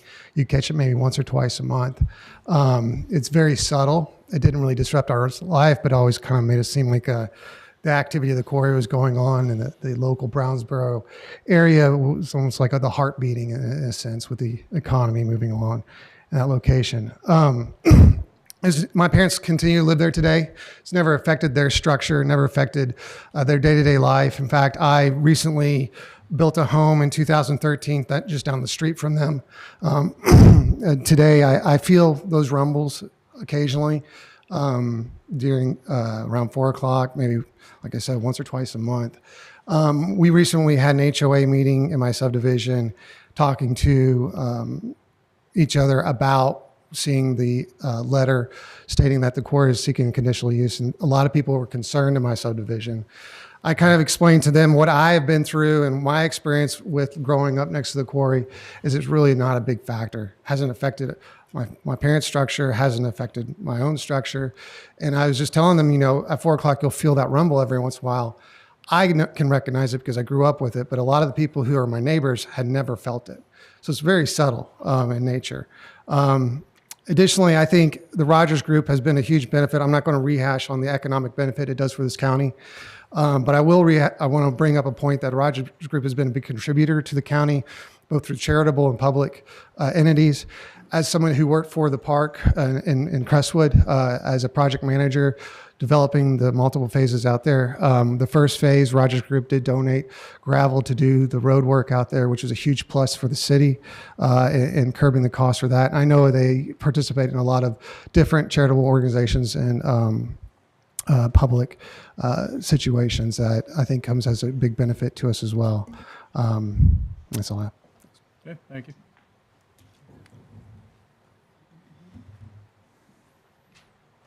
Hello, I'm Carrie Gerdeman, 7408 Highway 329, and I'm the Executive Director at Pillar, the Apple Patch Community for Disabled People. And so we own 17 homes adjacent to their current property and also our administration buildings, and I couldn't have a better neighbor. I know you're worried about the vehicles and the trucks coming past, but we also have 18 vehicles that take disabled people all over the county. And as everyone knows, you do not speed in that area because you're going to get a ticket right in front of 329. And so the traffic stays slow, and we haven't had any problems there. They've also been great neighbors to us because, you know, as a nonprofit, we never have enough money. And so many things they've donated to us to help us that we can feed our people. And in addition to that, this year, or maybe it was last year, I think it was in January of this year, they actually helped us pay off one of our 17 homes so that we can serve people there for generation after generation. I'm also a proud Oldham County resident. Thank you.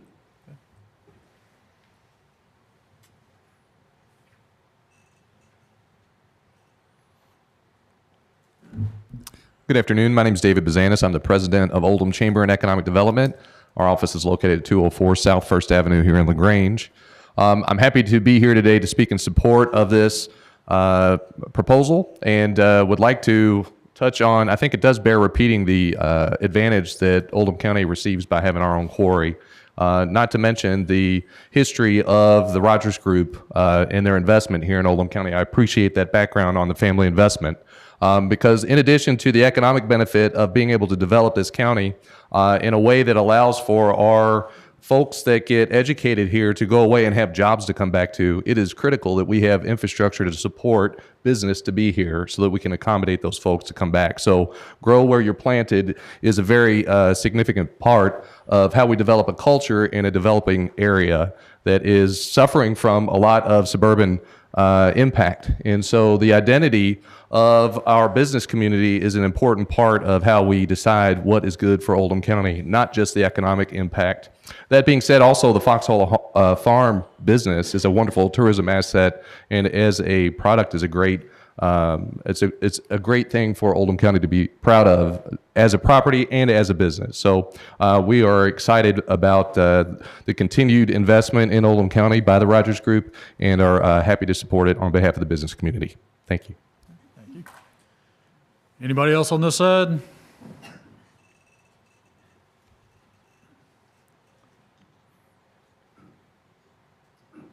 You got sworn in earlier? Yes, sir. Yeah. Good day. I'm Todd Lewis. I reside at 6337 Clore Lane in Crestwood. I'm just reading the application. I'm a long-term member of a resident of Oldham County. I have 25 years in Briar Hill, which is right beside where I live today is Brentwood. I've got direct line of sight to the Oldham County quarry from my backyard regarding air pollution, noise pollution, light pollution. Doesn't exist in my opinion, nor I've talked with a couple of our neighbors in light of this, and there's no concerns on their part. Concerns with the 71 construction blasting that's gone on the last 2.5 years, but regarding the Oldham County quarry operation, we don't see any issues. That's it. Thank you. Okay, thank you. Ma'am?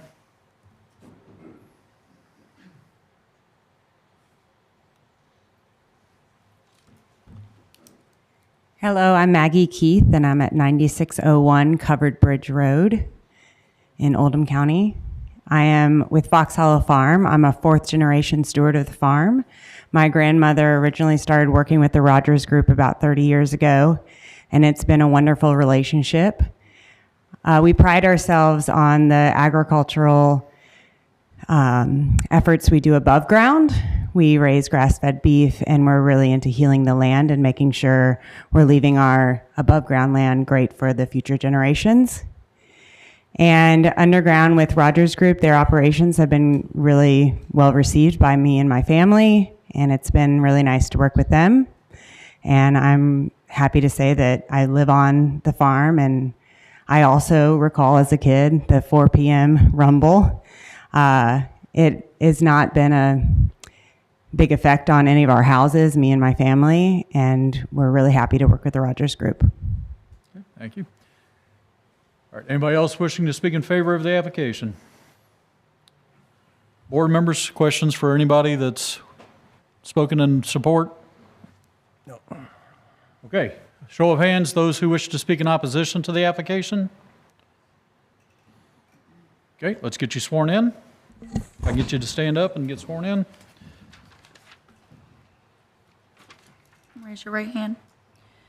Do you solemnly swear to tell the truth, the whole truth, and nothing but the truth? I do. Thank you. Okay. Same thing. I understand you have legal counsel. Is that true? Yes, sir. Okay. If you'd like to come forward and state your opposition. Anybody else that's going to speak, same thing. When you get to the podium, just state your name and address. I need to help you.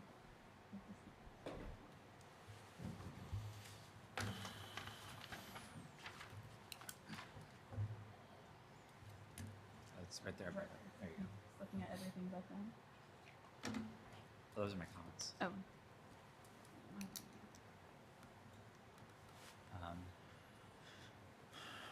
Here we go. Yeah, there Do you you go. want the PowerPoint version or the Yeah, PDF? let's do the PowerPoint version. That's Okay.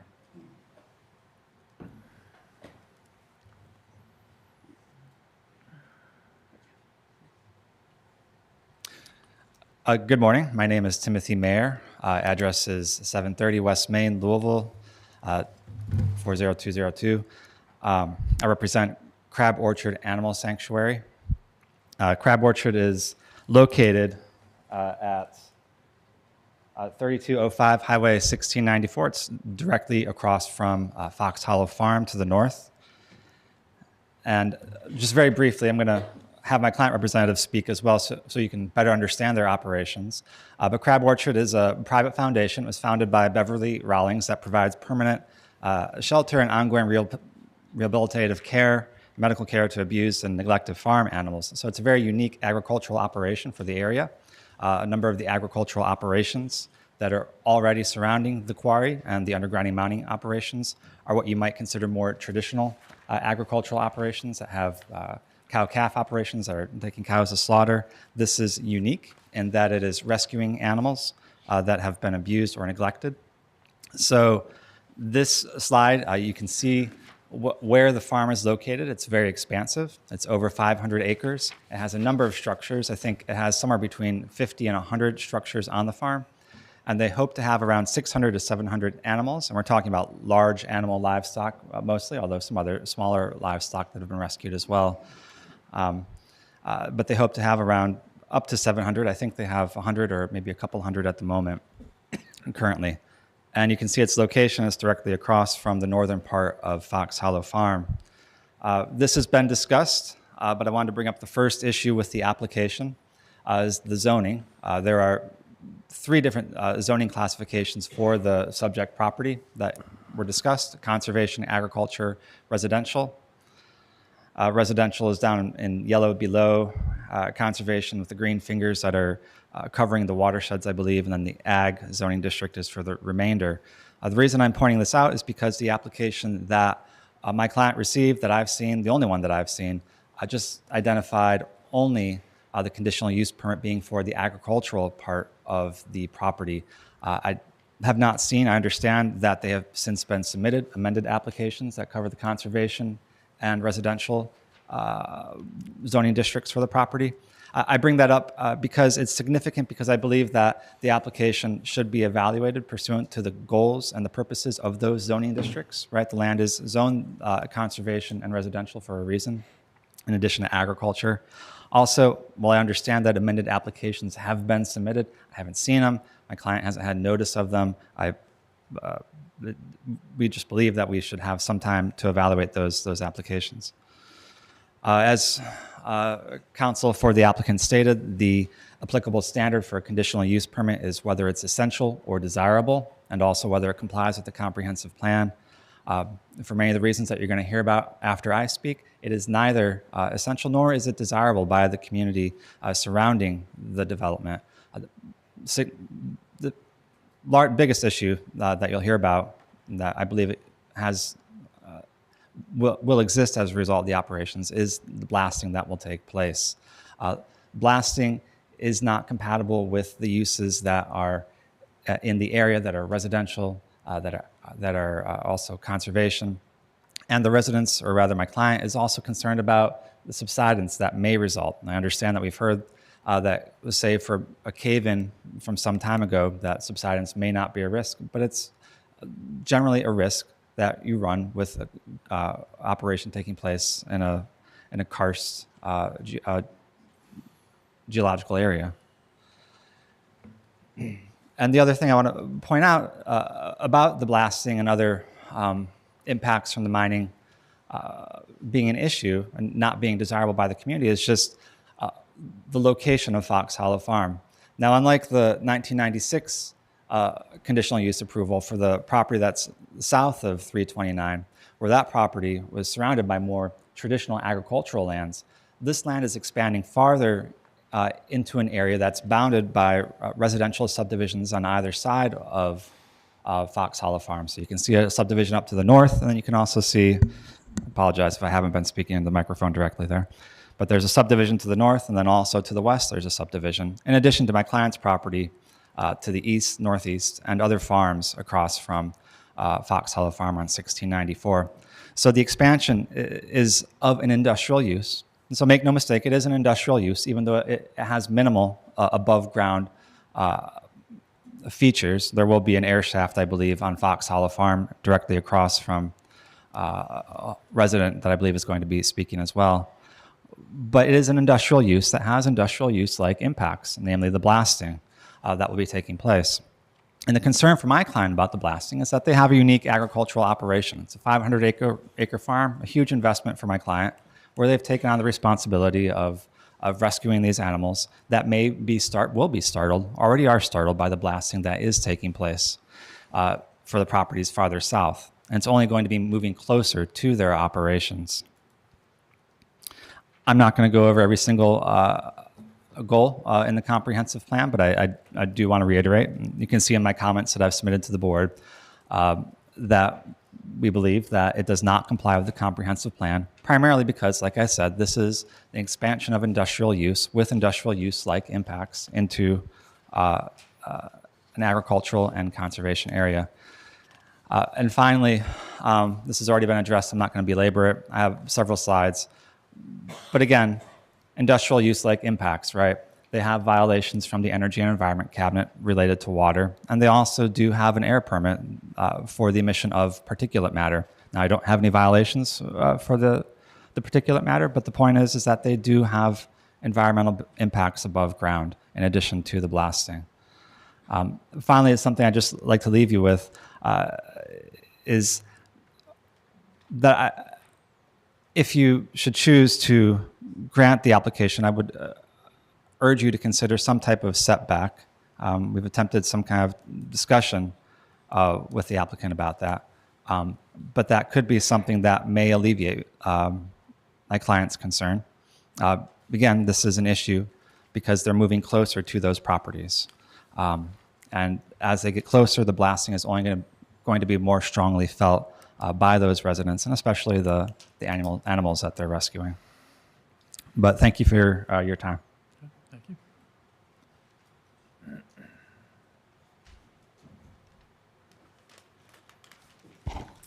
Hello, I'm Deputy Lampton, 4018 Halls Hill Road, Crestwood.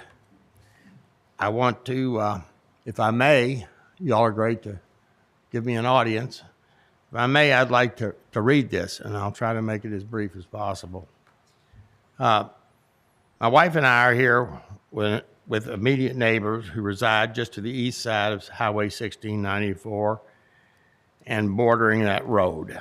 Our farm has boundaries on Highway 1694, Highway 329, and Halls Hill Road 1817.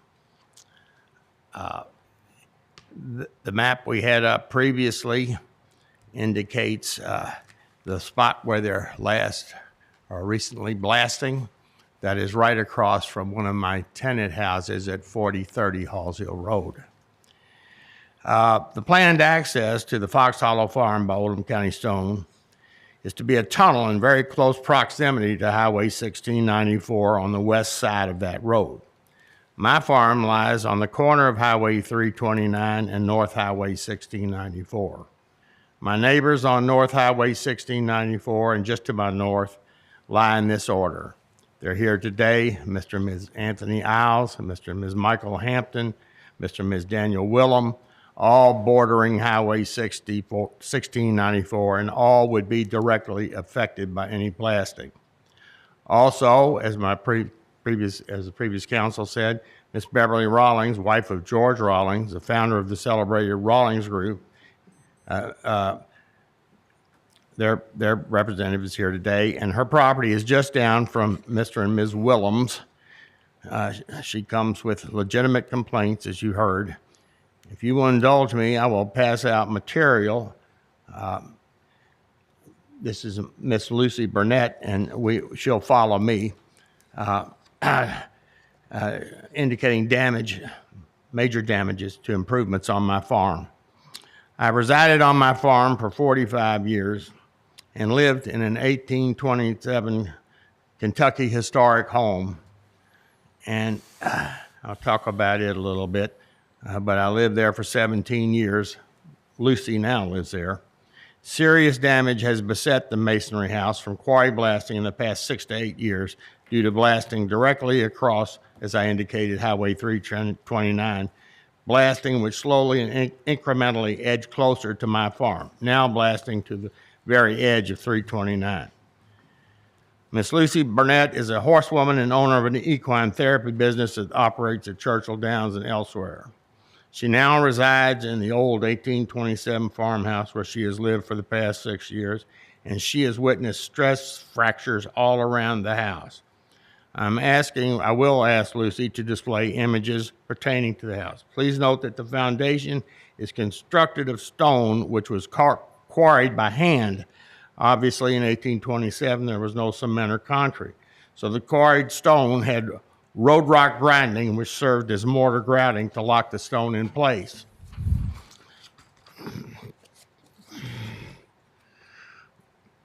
Until recent blasting years, it had been in good standing and showed no chinks from the grouting being shaken loose.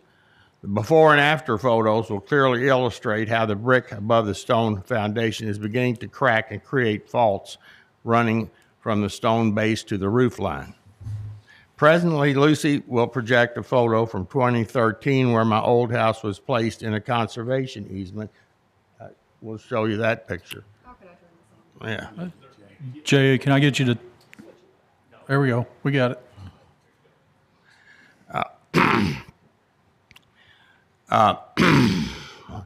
So we're placed in a conservation easement with Jefferson Environmental Trust by virtue of being on a feeder creek to Harrods Creek, which qualified us. Lucy is, let me see that book. My house is indicated as Old Southern Homes, and it's featured as part of the Kentucky classic homes. Anyway, this publication took place in the 80s. Lucy is also presenting you with photo damages that she has observed over just the 6 years that she has resided. I will let her speak to this when I conclude. Lucy and her husband Adam are most distressed over the damage to their house, which she so appreciates for its history. Hand-hewn ash floors, bricks fired right on the farm. Now I will point out further damaging issues on my farm with regard to my present home, a house that was built on the farm for my mother in 1980, a year after my purchase of the farm. I moved in the house in 1995 and had the following incident happen just recently. While sitting in my kitchen one evening, well, it was 2 years ago, around 5 p.m., a severe blast took place, and I witnessed a crack fissure happening in the chimney of my fireplace. The actual stone was cracked, and the crack passed from the ceiling to the top of the fireplace. You can see the fissure damage is highlighted by a light fixture above it. Lucy will display this.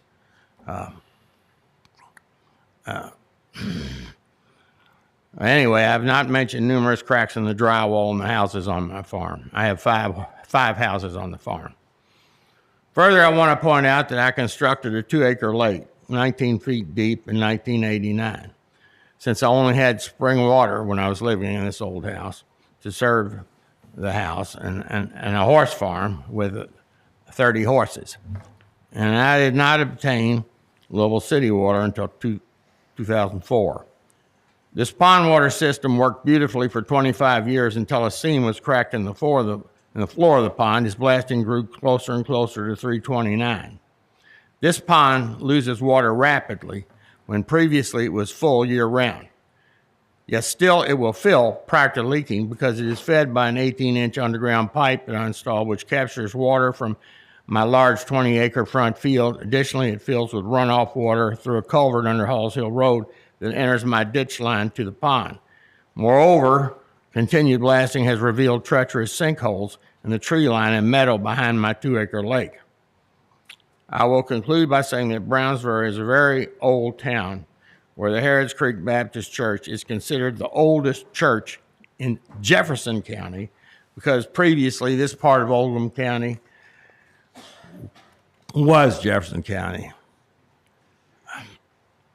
The man who built my 1827 house, James Clore, limped home from the War of 1812 and married Cinderella, the daughter of Reverend Keller, the first preacher of the Harrods Creek Baptist Church.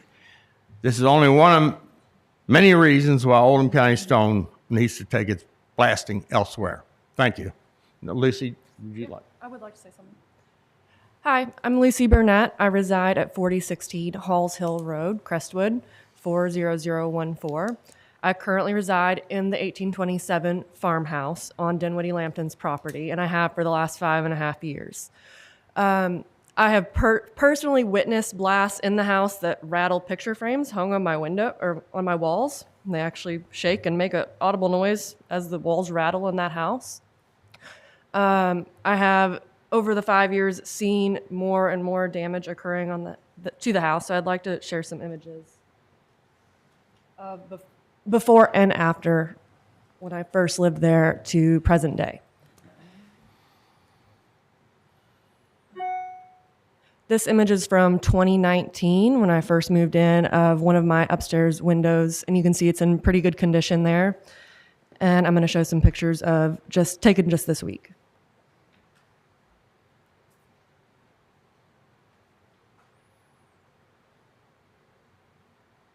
This is the same window that now has a crack opening up above the windowsill.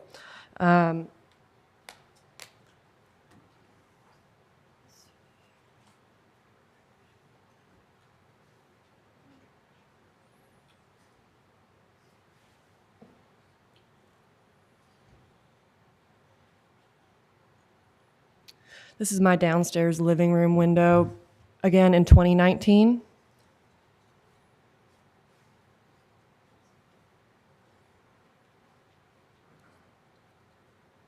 This is present day, taken this week.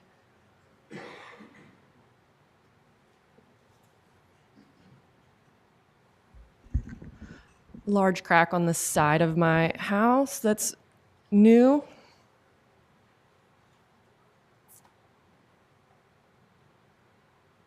This is the interior foundation with a large crack opening up. Another of the interior foundation.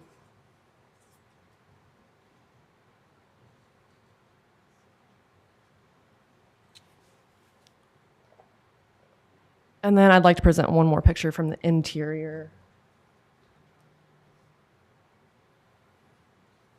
The upstairs window I showed initially, this is the wall that window sits on and is beginning to bulge out and crack. So significant damage has occurred in the last 5.5 years that I've lived in this house, and I've felt pretty significant blasts around that 4 to 5 o'clock time frame. Thank you very much for your time and consideration.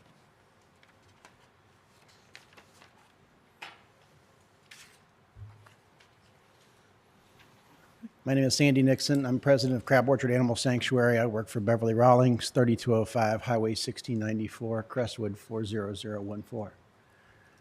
The Crab Orchard Animal Sanctuary is a foundation set up by Beverly Rawlings. Many of you know George Rawlings, her late husband, who passed away in March of 2023. He is responsible for developing the Rawlings Group, which is the largest employer in Oldham County, and is so today. He also is responsible for the Rawlings Foundation, which provides philanthropy for many of the organizations, including Pillar, Apple Patch, and others around the county. That was his legacy.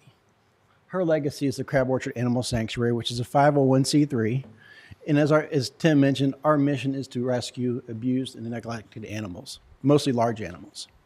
Many of you may remember the fire in Trimble County a couple of years ago, or excuse me, the animal neglect. 2 years ago in Trimble County, there were 15 horses that were seized by the sheriff. Those horses have a new home at the Crabwater Animal Sanctuary. We take animals from the mining operations in eastern Kentucky and rehome them on our property. We take abused pigs, goats, cows, zebus, which is a donkey and a zebra that is combined. We take them and we give them a permanent home. These horses, even on the 4th of July, are scared. Mr. Jones's neighborhood shoots fireworks off. We have to move the horses out of their pastures into barns on a regular basis during the 4th of July. It is no different. 2 weeks ago, I was at the front gate around 3:45 in the afternoon, and a blast went off. I felt it. I heard it. 32-year-old donkeys heard it. They can feel it. They move. They get scared. These are not just normal pets. These are not cows that are going to go to slaughter. These are very old animals that want to rest in peace. This mining operation, which is supposedly an environmentally friendly group, is not. Industrial operations do not belong in residential or this type of special agricultural use. And that's why we're opposed to it. I've known the Rector family for a long time. I respect the Rector family. I know the Rogers Group. I understand their safety record. But at some point in time, a mining operation doesn't belong in this neighborhood. Thank you for your time, and I look forward to hearing your comments. Okay, anybody else wish to speak in opposition to the application? Okay. Anna, you had something to say? I received 3 letters in opposition, and I will see what I can get done in 4 minutes. From the Hampton family, our properties 3245 Highway 1694 and 3219 are adjacent to Fox Hollow Farm. Over the course of the 11 years we have lived at this location, the daily blasting episodes have certainly caused damage. We have seen a number of drywall nail pops, cracks, and pictures falling. We currently have a crack in the outside brickwork on a chimney completed this summer. The previous owners of this property had the cistern develop a leak, causing them to have the cistern lined with plastic. We have 2 cisterns associated with barns at the 3219 address that we do not want to suffer the same consequences. These cisterns are the sole water source serving the working barns and paddocks. At this point, we are opposed to the Rogers Group project to mine the limestone under the section of Fox Hollow Farm on the north side of Kentucky 329. And again, their address is 3245 1694, Michael and Ann Hampton. And then from Christina Vance, this one's pretty lengthy, along with the other one that's pretty lengthy from Jennifer Druen, not sure how that's pronounced, but they're both opposed. She's glad to have her voice heard by someone who may actually be able to help. Her family moved to Crestwood to get away from the crime and noise of Louisville 4 years ago, thinking they'd be in a safer, calmer, more peaceful area. They quickly realized with the renovation of their dream home that they had a huge issue they weren't prepared to deal with. There's not a day that goes by that our family is not affected negatively by blasting done with the Rogers Group. The blasts have been so frightening and disturbing that we all now have anxiety and stress every day. The blast done to our home, which we brought to the attention of the Rogers Group. They sent a third-party claims adjuster out to examine our home, and then we waited a whole year to get any kind of response about our claim. We received a packet detailing every inch of our house and damage. Many areas showed that there were stress cracks, but nothing was done because they said it was within the limits. Who is allowing the limits? And that still caused the damage to their homes. It causes the neighbors to jump out of their skin, vibrates photos off of walls, cracks tile in the newly renovated bathroom, and causes anxiety for a whole house full of people. The blasts are so bad that it seriously feels like a semi truck slams into the side of your house, or even like a bomb went off in your basement. It feels like we live in a war zone. We have tried to reason with this own company with no results. We do not want to move, as this is a home my family built and we absolutely love it here, but the blasting really is taking a toll on our quality of life and feels completely unfair. Do you want me to finish this letter? Yeah, good. That's okay. fine. Yeah. After each blast, we are all shaking, angry, and very disturbed for the majority of the day. There is no way this should be allowed. We now feel stressed, helpless, and anxious every single day. Both of our neighbors have damage to their home as well, and I know the one behind me has filed a claim as well with no help coming from the stone company. This cannot continue. The stone company is a major nuisance. As we've looked over the proposed new blasting site, we can see many more homes nearby and do not want to cause those families to have to go through the same trauma as we do. I have videos that we caught on our home cameras showing the severity of the blast and how it scares us to death. Most recently, my 11-year-old son practically jumps across the living room and gets emotional saying, "God, I hate it here so much." We are fed up with the blasting and the way it has negatively affected our lives. Please, please, we are begging for it to end. I pray that you can feel our frustration with this issuer and you can help stop the stress for our families living near the newly proposed blast sites. We want nothing more for this company to stop blasting. Thank you for the time to hear our concerns on the matter. We don't have time to read the other one, but it's in the record. The one that you just read, what was the address? The address is, they did not give it, but they say they,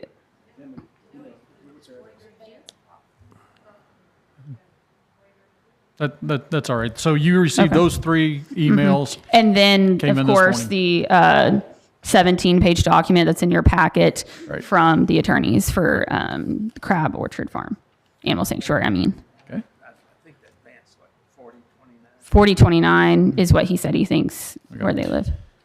All right. While you're up here, did you receive any other letters of support? We did not receive any letters of support. All right. Thank you. All right. Is there anybody else wishing to speak in opposition? We're out of time, but anybody else? Okay. The pictures that you presented and the material you presented, Ryan, Anna, those need to be submitted into record. So if you guys would please just get with staff and make sure that you get everything that you need to submit it into record. Okay? All right. Board members, questions for anybody that was speaking in support of the application or in opposition to the application?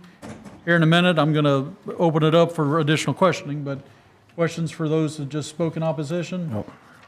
One question for Timothy Mayer. Okay, Timothy? You briefly mentioned setbacks that were proposed as a potential solution. Could you go into more detail about that? I'll try to. It's just something that we cooked up here a couple hours before the meeting started, to be very honest with you. So it's my understanding from discussing with counsel for the applicant that the setback, and I admit that I did not look at the actual reg, which is embarrassing to admit at the moment, but I mean to later. But I believe it's 50 feet, and somebody can correct me. My client is interested potentially in going out several hundred feet. Again, this is something we just thought about this morning. That might work for my client. Now, I can't represent the other people that have spoken or the letters that have been submitted into evidence today, and what those residents or homeowners would accept and live with. But again, you know, it's the concern is that it's an industrial use that's moving even closer to these properties, and they'll have impact. So anything that can be done to move the blasting farther away from the road, from those properties, would be beneficial to them. Thank you. All right.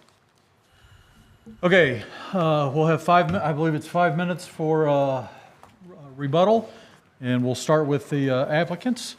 So you'll have a 5-minute time, and then we'll do 5 minutes for the opposition, and then final statements. Thank you again, members of the board. I don't know if we can get this down and get the map back up. I think that'd be helpful.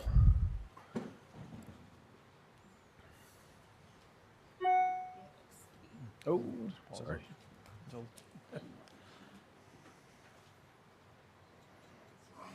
Yeah, thank you. Good. All right. Thank you very much. As I mentioned at the beginning of this case, that we had a lot of material to cover. And we brought with us experts in blasting, experts in geology, in the environment, to provide information for you about what is really happening on the property, the regulations outside of the conditional use permit that the operation is subject to, and how the company is operating and how it has been operating now for about 70 years in the community. In response, we heard some concern, which was not unlike the concern we heard in that extensive public outreach that I spoke about earlier. A couple of just quick points that were raised by the opposition I'd like to just touch on. One, Mr. Lampton did meet with, or Tim in our office did meet with Mr. Lampton, toured his property, looked at a variety of these issues, offered to place a seismograph on the property, and my understanding is Mr. Lampton refused that. Is that correct? Yeah. Okay, well, we'd be happy to place a seismograph on your property. So that's one issue. And the importance of that, I think, was mentioned by Chuck when he was talking about vibrations and the difference between what you feel and what will actually cause harm. You've heard people say, I have felt this, I have felt a rumble. Some people have said, I felt a rumble and it didn't bother me. Some people have said they felt the rumble and it did. That's the reason we have objective measurements. That's the reason that the state, through a normal administrative process, came up with a standard and said the standard is you cannot move particles more than 2 inches per second at the immediate location of an occupied dwelling. And that's what Rogers Group routinely operates under. The report that was provided, the Vibratech report, sampled 2 years worth of blasts, and only when the blast was occurring in very close proximity to an existing seismograph did it even get close to 2 inches. The average across that 2-year period was 1/10 of that. So, I bring that up because I understand certainly the Lamptons, their love for their home and for their property, especially historic homes. I think historic homes are just fantastic and fascinating. At the same time, there's a difference between perception and what can be measured. And what Rogers Group has done over and over in employing the professional engineers that you heard from today is try to objectify that. What is that you're feeling? And is it a real problem or is it just a perception? The last thing I'll mention is with regard to the notice and the application, when you look up that address, it does show as agricultural. This plan was part of the notice. This plan very clearly shows the entire property. If anybody had asked us, if anybody came to the public meeting, they would have seen this plan. The entire property is subject to the conditional use application. In addition, this was published with the notice. This was sent out in our community meeting notice as well. So there's really been no confusion about what this applies to and what it doesn't. The last thing that I'll mention, and I've only got a few seconds.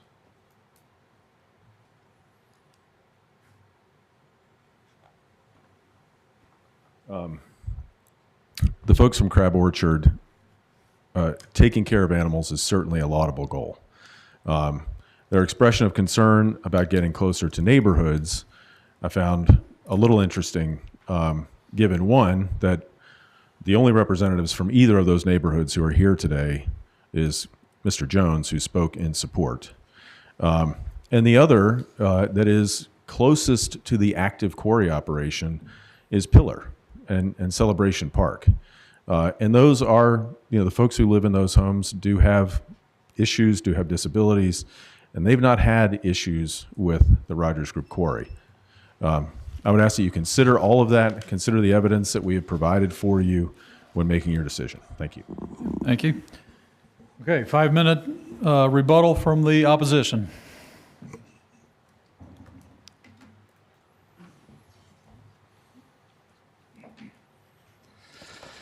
Thank you. I just want to address a few things very briefly, what counsel for the applicant just mentioned. So there was some discussion there about what is felt and perceived versus what is real and what can be measured.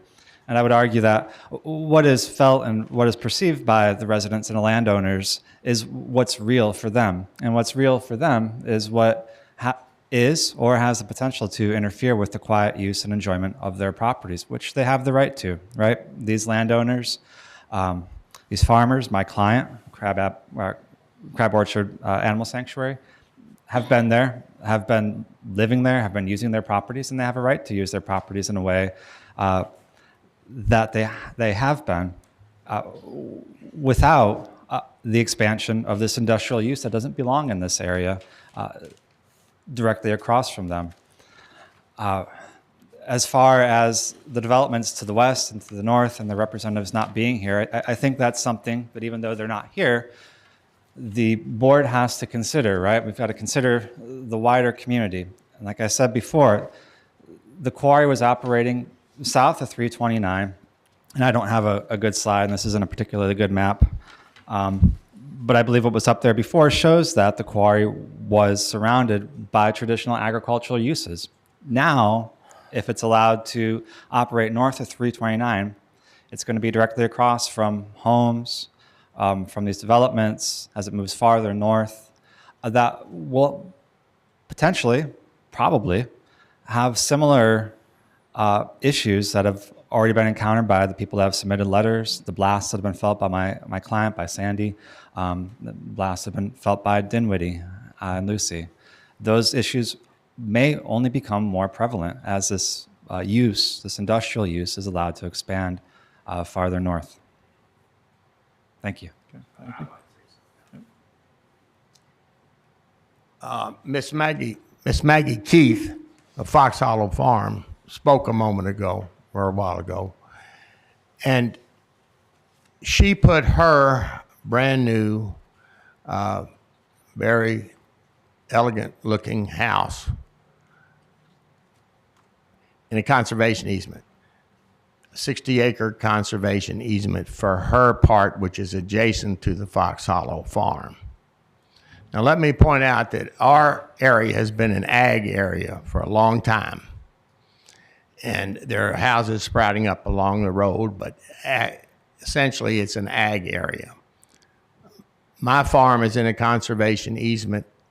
All around me are conservation easements. She's going to be very distressed in her brand new house next to a lot of blasting. She will find drywall cracking, a lot of other instances of damage. So that's in her near future. Thank you. Okay.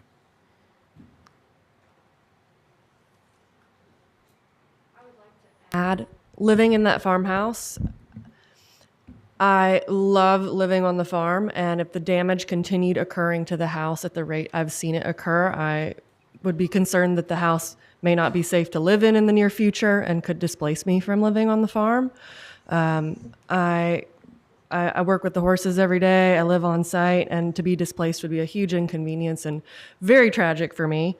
I work all around the Oldham County community doing equine therapy and helping people with their horses, and would love to continue living in this very special historic house, and it really upsets me seeing the damage occurred in the last five and a half years.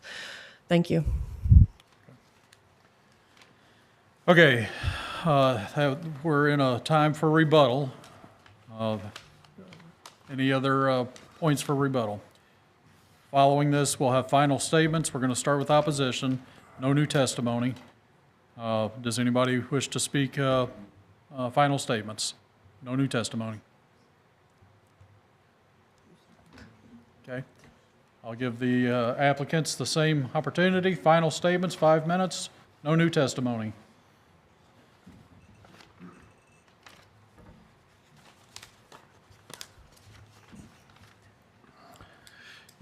I'll try to be brief. I'll try not to use the full 5, Mr. Chairman and members of the board. Again, kind of piggybacking off what I was saying a moment ago, Rogers Group came today prepared to address every concern that this board might have. We brought all the experts together, just as we did when we had our community open house, to try to discuss this potential continuation of a 70-year-old business in this part of the county in terms that everybody could understand, and to try to answer a lot of questions. I think we have done a pretty good job of doing that for you today, whether it be an understanding of the geology under the farm, the operation of the mine, how these things are handled, I think, and the lengths to which the Rogers Group has gone to ensure that it is operating well below whatever the state limits are. You heard from Eric talking about the very few instances that the opposition was able to find where there was a deviation with regard to a water permit, and I think he provided a good explanation for you of that. Any operation, whether it's a commercial operation, if it's a commercial kitchen, every once in a while there's going to be something that happens. That you run out of soap in the kitchen, or in this case, the meter that registers pH was miscalibrated, and so it returns a reading that causes a violation. All those evaluations were done by Rogers Group and self-reported to the state, by the way. So I think you all have seen the kind of company Rogers Group is, and frankly, this community has seen the kind of company and the kind of operation that Rogers Group runs. Now that it is an underground operation, the impacts on surrounding property owners should be minimal. You heard from Ms. Keith, the owner of the farm under which Rogers Group is currently mining, as well as the area that Rogers Group intends to expand into, speak about her support for this. And you all are, I'm sure, familiar with Fox Hollow's farming practices, organic farming, biodynamic beef, and the great products that they produce. So we think that the proposed expansion, this continuation of the operation, is essential. You heard that from some of the speakers in support, that it is essential to the community, that it is being operated in a way that is not causing real harm to the community. We will continue, Rogers Group will continue to work with owners who come to them and say, I have an issue. I think it was mentioned there's third parties who will evaluate any of those complaints. We'll look at the seismograph data to make sure that they're operating well within compliance. And if issues arise, Rogers Group has addressed them. You heard, the example that we discussed in detail today was this water issue. But that's how this company operates. If somebody comes with legitimate concern, Rogers Group is going to be there, is going to stand behind its activities and address any problems that it may cause. With that, I would ask that you review the justification that has been provided, contemplate the evidence that we have provided for you today, and frankly, contemplate the lack of evidence that is supporting some of the allegations that have been made by the opposition. I think that will lead you to a single result, which is approval of the conditional use permit. Thank you. Thank you. Okay, board, this is a time before I close the floor for testimony for us to ask questions of anybody. So I have a question, and I'm not sure who to ask. I don't know if I should ask staff, but Mr. Meyer, is that right? Counsel for opposition presented information about, I don't know if you can see it, this map here shows different zoning. So there's the Ag 1, the CO 1, and the R2 are all within the district. Now the application that I have shows Ag 1 is where the application is for. And then we also have this map that has the red box we talked about earlier that may or may not be in. I'm not sure where we stand. So at this point, I'm confused on what we're approving. I don't know if we're just doing the Ag 1 part, if the little red box is in or out, and what all the implications are for the uncertainty in terms of what is the geography of what we're approving. So based on what the application said earlier, or the applicant said earlier, The little red box on the left is not included on the southeast side, west side. The property, the reason they did just the AG1 at first is because where the address is, if you look at that zoning map, where that address is only AG1. But the greater parcel area does have that CO1 and R2 zoning, which is why they submitted the application, the updated application that was added to our website this week. And we have both applications available on our website. So the updated application does have the R2 and the CO? Correct. It's just we don't have that Well, in our package. we do have, well, it was on the website, which was posted a few days ago. I don't know what notice was given or what's required of that. Yeah, we just put it on the But website. it does, the updated application does in fact have it. Yeah.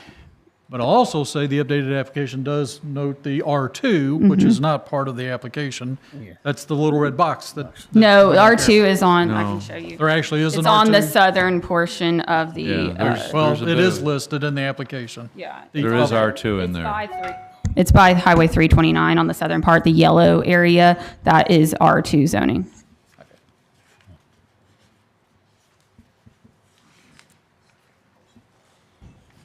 Here's the R2. Right, yeah, and they also listed the parcel number, which encompasses the entire property.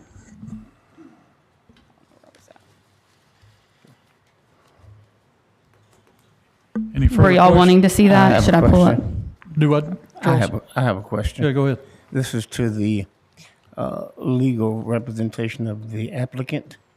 On several terms, we've talked about the term harm has come up. And I'm a biggie on that type of thing. But anyway, we've seen where the issue has somehow moved to blasting and the causes. We also have seen your test and your charts. Okay. So my question is, with regards to the damage that may or may not have been caused by blasting, because we don't know, have the company looked into doing anything about any of this? So, two answers for that. One is a more direct answer, and then second, I'll talk about the company's process. The direct answer is I did check with Mr. Jaworski while the testimony was going on about those cracks, specifically the fireplace crack. And I said, is this something that could have been caused by blasting? I mean, we want to know. And he said, at the readings that you have, no. Because it most likely a heat.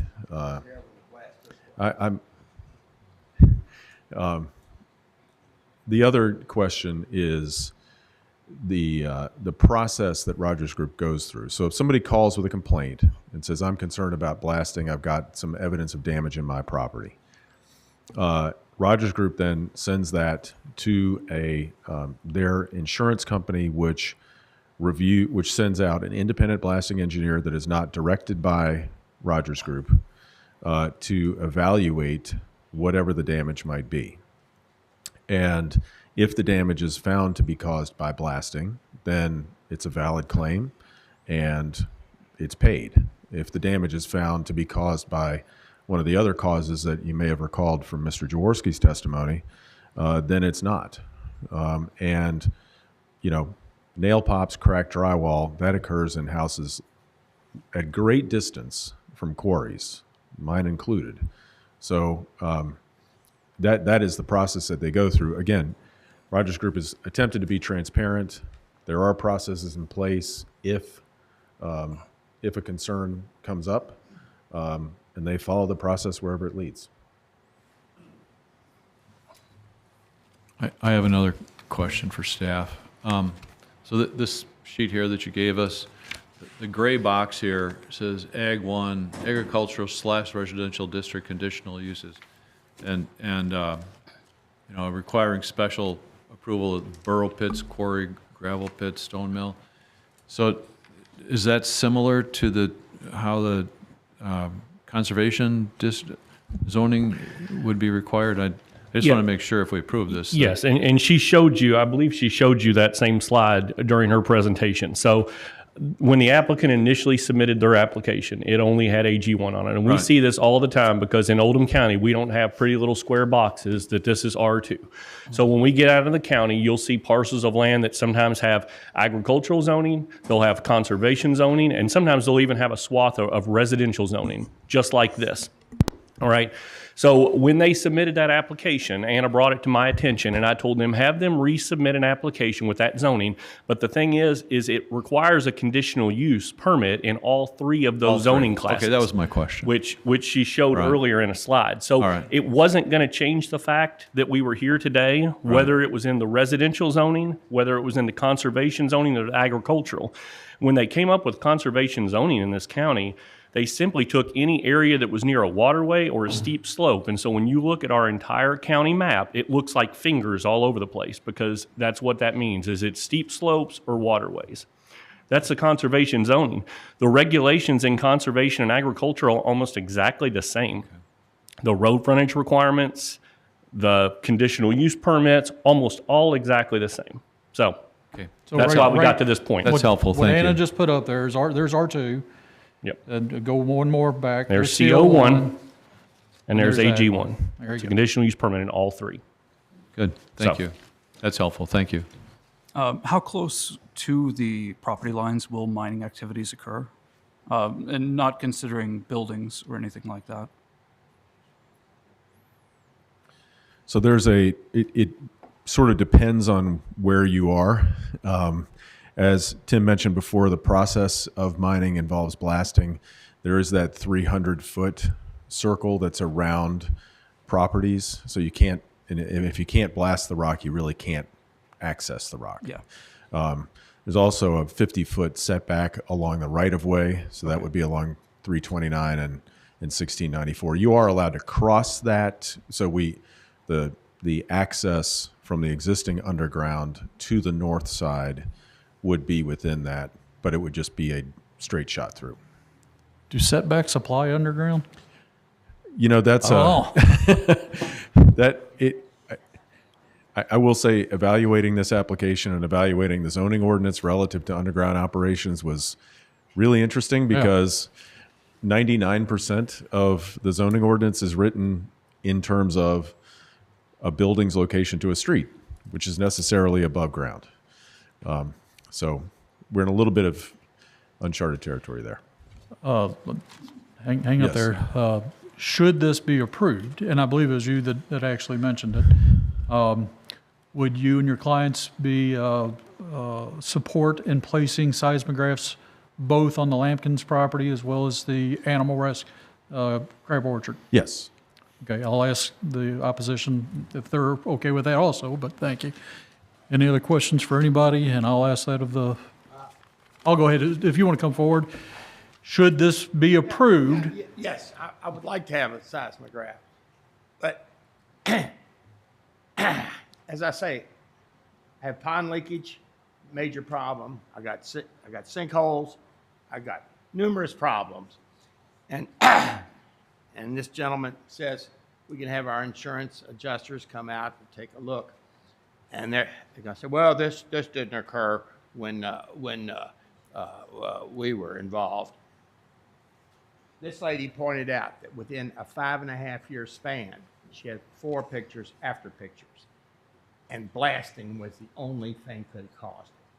So to hear that we've got remedies, we can handle it, falls on deaf ears here. All right, and then as far as the animal rescue, should this be approved? Crab orchard, I'm sorry, should this be approved? Are you guys okay with having a seismograph placed on property?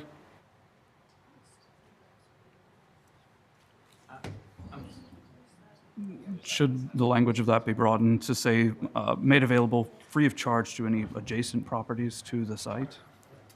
Well, we can ask. We'll ask that. If you're only asking about seismograph, I mean, yeah, they'd appreciate that. I think they're more interested in potentially some type of setback, or at least some type of buffer, maybe is a better term to use as far as blasting goes. Okay. Do you have a feel for the distance of setback that would be acceptable, that would help? I think what we discussed this morning was probably about 400 feet. So there's already rules for 300 feet from any structure, but you're proposing 400 feet from 1694? Is that what you're? Right, that's correct, because it's, I mean, based on where the blasting is already taking place, it's already being felt all that far north on 1694. So any space, any type of buffer, in the absence of a denial of the application, we'll take it. Okay. Board, questions for anybody else?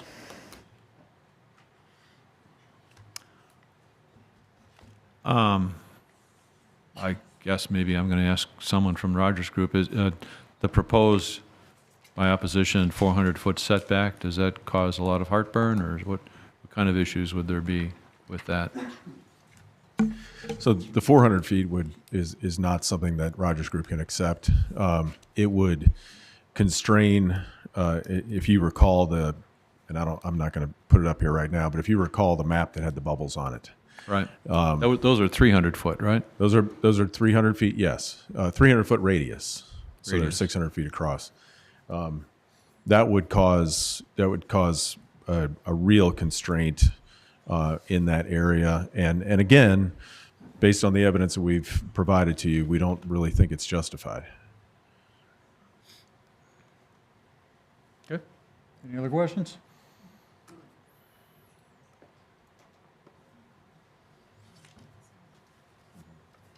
I mean, if it would be meaningful to the board, Rogers Group could agree not to mine within 100 feet of the center line of 1694, so that we could provide a setback. But that's not. I know that's not the 400 feet that the folks were asking for. And current law is 40 feet, right? Is that what, did I hear that somewhere? The 50-foot setback. 50-foot setback. Yep. All right, before I close the floor, any other questions?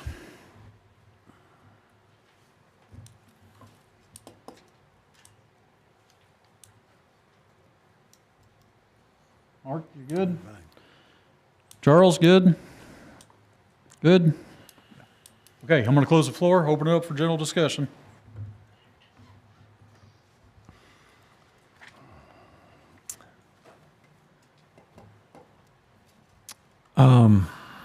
Well, there's obviously issues on both sides, and I can see the merits to having this in Oldham County, and where the benefits to the county. And I've read somewhere there's a tolling fee that's also paid to the county, so the county benefits from that to a certain extent. I'm not sure how much that is, but that certainly is a benefit to the county. On the other hand, we need to take into consideration the enjoyment of where people live. So in my mind, the setback concept makes some sense. The 100-foot is only another 50 feet from what law already provides for. The law that there's 300 feet radius from any structure is noted. One of the issues is what structures may or may not be built in the future along Highway 1694 and Highway 329. So in the interest of anticipating development and residences and things along Highway 329 and 1694, it may be, in an effort to head it off at the pass, appropriate to think about that 300-foot setback from the road before someone builds a house and finds out they've got a 3 to 4 earthquake across the street from them. So I would like to suggest, maybe as we maybe discuss this or consider it, that we look at that current law of 300 feet from any existing structure and anticipate structures that may be there in the future. And as part of, if we do an approval, to have a 300-foot setback from the center line of 1694 or 329. Okay.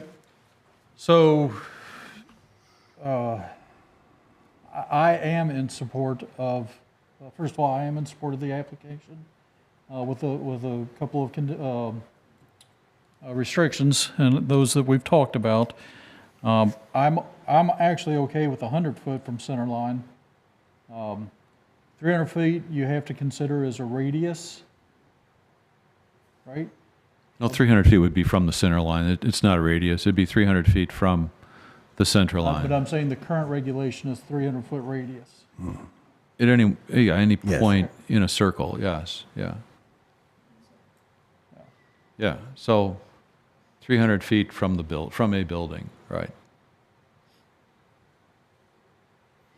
If you're building on solid rock, I don't think that distance is not going to change much. It's going to vibrate through the rock. Well, but I guess what I'm saying, or what I'm thinking on that is, there are no buildings within 300 feet of center line, right? Right. So nothing. So I don't know what that accomplishes, other than restricting the applicant.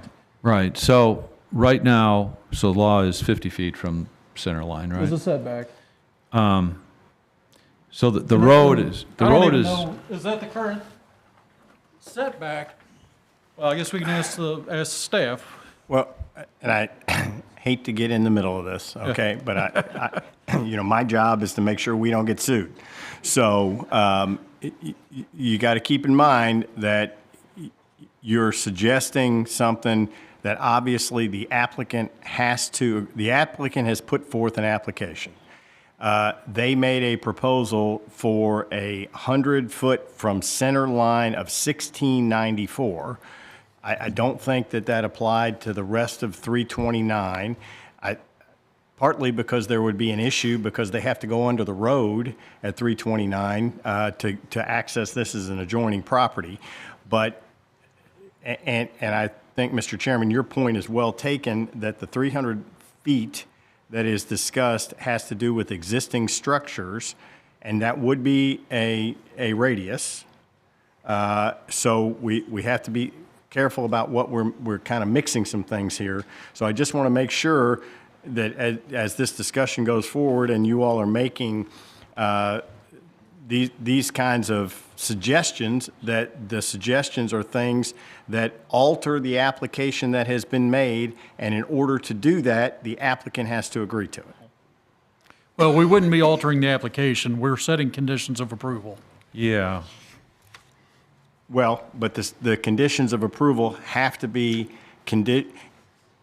I mean, you could, for example, as a condition of approval, put 1,000 feet from any roadway. Well, obviously, the applicant is going to tell you that economically that makes no sense for them. That's so correct. that would be something they would have to Agree to. To agree to, yes. I mean, because their application, it is what it is, and if you're going to add conditions over and above what have already been stated by staff, and I'm not suggesting they wouldn't agree to some of these things, but they need, you need to fashion what you're going to do, and then speak with the applicant and their counsel about whether or not something that they're willing to accept. Agree. Okay, very good, thank you. All right, yeah. So further discussions. Again, my recommendation, I guess, for conditions of approval, and we'll talk about the seismograph, but I did ask the applicants if they're in agreement with placing the seismographs. I asked the opposition, everybody's okay with that. I would position that as a condition of approval. The applicant also did say 100 foot from center line. I'm okay with that, and I would consider that for a condition of approval. I think I would be fine with just the way it was, except for the seismic monitors. So you're okay and not even worry with the setback at all? Just no. put The setback to me two is seismographs? just the size of the monitors. Yes, to be the only. Any other discussion? Previous permits included conditions that if any subsidence occurred, that they would be, to specify, any subsidence attributable to mining operations would be fixed by Rogers Group. I think that's another good thing to potentially include. Any remediation Yeah. due to seismic? Or due to mining Due to operations. mining Yeah. activity? Yeah.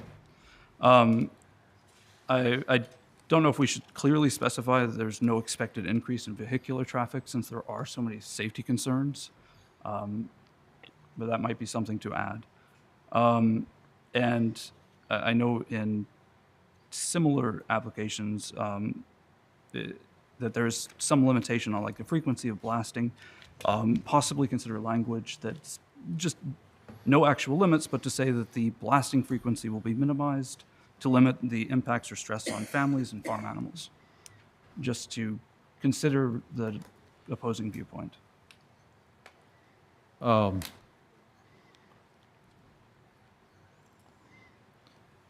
and proper fencing for any open air shafts or things like that. Proper fencing for what? Openings or air shafts. It was one of the previous conditions. I think that's already in some of the statutes. Okay, good deal. Actually, so those previous conditions, where did you see those? They were on the screen. Okay. in Can Anna's- I thought I saw them too. Yeah. I just don't recall what they were. Were they in our packet? It was just the standard conditional. So if they change their plans from what they are today, so say they, change some of those places on the map, that these pink places that they said they weren't going to mine. So just say theoretically they decide they want to mine in those areas, they would have to come back because that's changing their plans provided at today's meeting. But what were the conditions of approval for the? Like 8296. Oh, you mean 92, that? 93, That was not in my presentation. That was in their presentation. Oh, okay. I can pull that up. Would you like me to? Yes, if you would, please. Okay. I don't know which direction.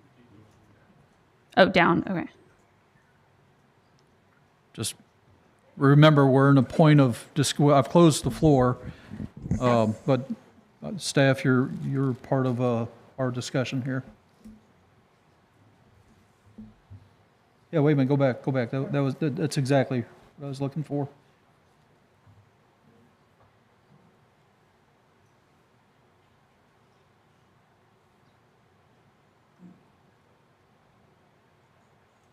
So, yeah, all of those would be appropriate, I think. Well, so, I mean, I guess, we can adopt the conditions of approval. This is for the 82. Let's see, 92? I'm not sure if any state or federal regulations have changed since then, so that might be something to keep in mind, because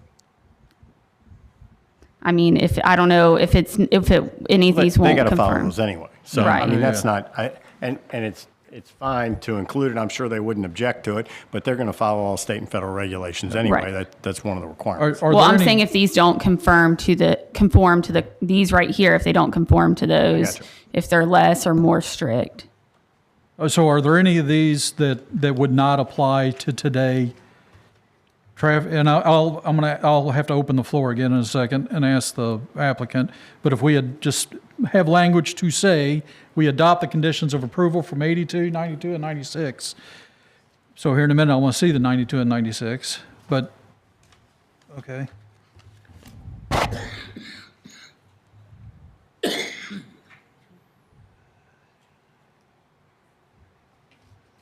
All right, so there are no conditions of approval on this one in the 96. I don't know if the Zering Road is applicable or not to this one. Well, no, it is. Okay. Operations limited to underground use Right. only, but it's, Yeah, we'll have on number language in 3. here, Yeah. that it applies to everything that, from today. We don't want to limit the construction of the air shaft with that first condition. Yeah, I mean, I say we just put language to say we adopt the conditions of approval from 82, 92, 96 to this So one. that number 6 there, let's talk about that. So a pre-blast survey to be conducted for any property, any owner requesting such, that is located 300 feet from the blasting area. What does that mean? I'm not sure what that means. Well,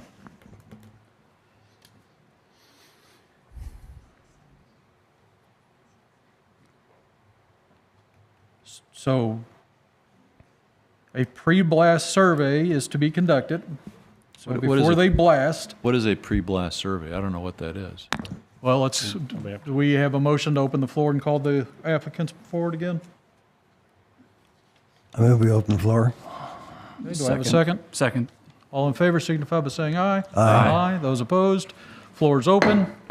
Cliff, you're up. So a pre-blast survey is kind of what you would expect. An inspector will go into the structure, look at existing conditions, photograph, sometimes video existing conditions, and then compare that after the blast. Now, the one thing I'll say is we're fine with this condition largely because the 300-foot rule around a structure is going to prevent us from being within 300 feet of a structure that needs a pre-blast survey. And I did also want to say that 300 feet applies to existing or newly constructed structures. So it's not set in stone as of today. Sorry for the pun. It is. If somebody builds a house near 1694 on another property, that 300-foot bubble will be created. That's a really good point. Yeah, that's good. What, the definition of structures, is that Sorry. is that limited to homes? It's Or- occupied structures. Occupied, so yeah. okay, good deal. Mhm. So it would not apply to a barn. Got it. For Yeah. instance. So everything that you've heard, and I think you're okay with, or the applicant is okay with everything you heard as far as conditions of approval. If we adopt Yes. the language from 82, 92, 96, everything's fine there. Place 2 seismographs, we're okay with that one? Yes. On the seismograph, should it be something that's available to all adjacent property owners to the site? No? I don't Okay. think you can do that. Okay. Fair enough. I don't know how many, how many that would be. The only thing that I would mention, or one thing that I would mention is, yes, we can place a seismograph in the 2 properties where people requested it today.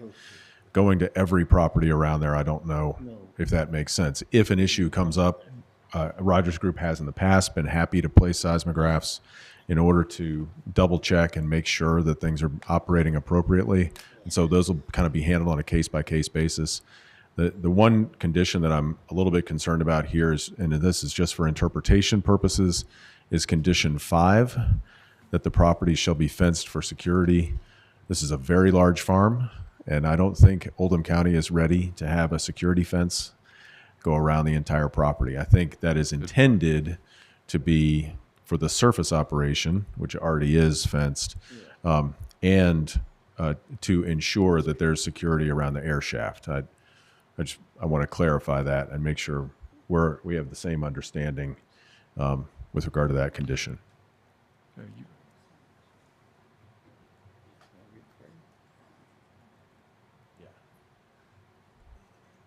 Well, I'm sorry. Ms. Harper asked me the question about whether the air shaft can go on the property. That is shown on the plan, the conditional use permit plan. So yeah. So I just want to make sure I understand. So if opposition, Mr. Lampton or the Crab Orchard people built a bunch of rental properties along Highway 1694, then there would be no mining within 300 feet of those properties. If it's an occupied structure. If it's occupied structures, there would be you nothing. can't build dummy houses and. Right. But I don't know why you would do that, but. Right. Yeah, it has to be an occupied structure. Okay. You also heard a discussion about remediation. If a cave-in occurs? Yes. Yes. If a cave-in occurs, yeah, absolutely. That would be filled. Rogers Group, believe me, Kristen is doing her homework to make sure that never occurs. Okay. But if for some unlikely event it did, Rogers Group would certainly remediate that, and I think that would be an obligation of their All right. duty to the surface owner as well. Okay. Board, anything else as far as conditions of approval while we have Cliff up here? Just in the adoption of the 96, I would clarify, on point 1 there, just to clarify that the air shafts are allowed with the construction. I know it's in the plan and everything, in that language, we may want to specify. I'm sorry, do what now? Just specify that the construction is not limited to underground only. The construction is not limited to underground only. Right. They're building an air shaft to the surface. And that's why that one condition may need to be Oh, all right. changed. All right, so the air We could- shaft, I think you could write it to say the operation is to be limited to underground use only with the exception of the air shaft shown on the conditional use permit plan. Okay. all right. So let me just make sure I understand. So all of the conditions of approval from the 1982 conditions would be acceptable, is that right? I mean, 82, 92, 96, they're very similar. I would say 92, 96. the number 5 there, I think. Yeah, 96 is probably the most comprehensive list. So I think you could adopt the 96 conditions and can we cover look all at the that one? topics. Well, this is the 96. Oh, this is 96. Yeah, this is 96. Yeah, so we'll have to exclude number 5. Number 5. But hit page down or whatever and go to the 92, 82, 92. There's 92, here's 82. So this one, nothing changes here. Yeah, okay. There's 92, and they don't even have conditions of approval on that one. They referred to the 82. Yeah, and actually, I think the 82 had the same fencing Yeah. stipulation. All right, that's helpful to go through those. So in this motion today, are we only specifying coverings and basically securing the air shafts? Yes. Okay, got it. Yes. Yep. All right, Thank you. anything else before we close the floor? Okay. Thank you. I'm going to close the floor. Any further discussion? Where did we land on setbacks? None? I thought we were still doing the 100-foot off. They were 100 okay with 100 feet? 100 feet from center off, line. Yeah, 1694 specifically. All right, any other discussion? If not, I'm ready for a motion. Yes. I just want to wrap all this up in a nice little bow so that we Yes. all know where we're heading, because I've got chicken scratch everywhere. Okay, so in your staff packet, and I don't normally rephrase these for you all like this. We do this for the Planning Commission, but I think for this one we ought to just rehash where we're at and where we're heading. So in your staff packet, on page 2 and page 3, you've got motions to approve and motions to deny. You've heard evidence and testimony from the applicant, as well as individuals that spoke on their behalf, and you've heard evidence and testimony from those in opposition to it. And you've really got to look at it from those 2 points of if it's essential and desirable to the community, and then whether or not it's in accordance with the comprehensive plan. So that's kind of where you're heading. We do have potential conditions of approval that were listed on page 3 of your staff report. And some of those in regards to the air shaft would be included in number 1, which it only applies to the application considered at this particular day's hearing. I think sometimes we try to reinvent the wheel and add everything in, but if it doesn't comply with the plans that were presented here today, they've got to come back. So that would be your first one. And then we've got in there that seismographs will be added to adjoining properties. And I think Not just, it's wrong language. They've agreed to 2 seismographs. the 2 seismographs That were heard today. that were heard today. Yeah. At those 2 specific properties, though, correct? That's correct. Okay, so I think we probably need to add those addresses in there rather than just saying the Lambton property and Crab Orchard Sanctuary. Let's get addresses, okay? So we'll get those addresses in there. We've heard a condition of approval to adapt the CUP conditions of approval from 82, 92, and 96 minus number 5 in the 1996 conditions. And I believe that we should just add in there, and those shall be applicable to all federal, state, and local regulations. That's one that we typically put in our planning commissions. And then I believe the other one was any remediation due to mining activity will be the responsibility of the Rogers Group. I believe that was somewhere around that. And then did we come to a consensus on the 100 feet from the? 100 feet. Okay. So From 1694. so yeah, so a setback distance of no mining operations within 100 feet of the center line of Highway 1694. And those One are your- other adjustment. On the 96 that we're adopting, item 1, we added language to exclude operations of the air vent, basically. Okay. Repeat? It was their representations language. Oh. I'm trying to remember exactly what it was, but it was related to construction and operations of the air shaft. As onto the depicted surface. on the plan presented to the Board of It's up on Adjustments the today. screen there. Yeah. So they can have surface construction at that location only. There you go. Okay. And Mr. Chairman, just for the sake of clarity, can Mr. Ashburner come up here and confirm that the conditions of approval that were just read into the record by Mr. Fisher are acceptable to the applicant? I can confirm that they're acceptable to the applicant. Thank you, Mr. Ashburn. And then I guess, Ryan, we need the addresses for the seismographs.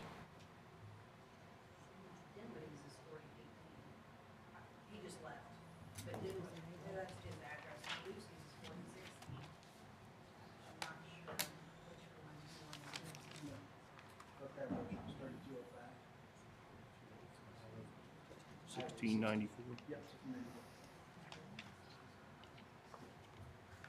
And is Mr. Lampton's Halls Hill? Okay. And I believe Mr. Lampton has multiple houses on the property. So with that one, we may want to do the parcel ID, which we'll have to confirm. Can we just say whichever building is closest to 1694? Barry, how do we want to word this? They've left. We can say, as presented today, the two seismographs will be placed on the properties as presented today. Addresses to be further defined by staff. I think that's acceptable, Mr. Chairman. I mean, you have one specific address.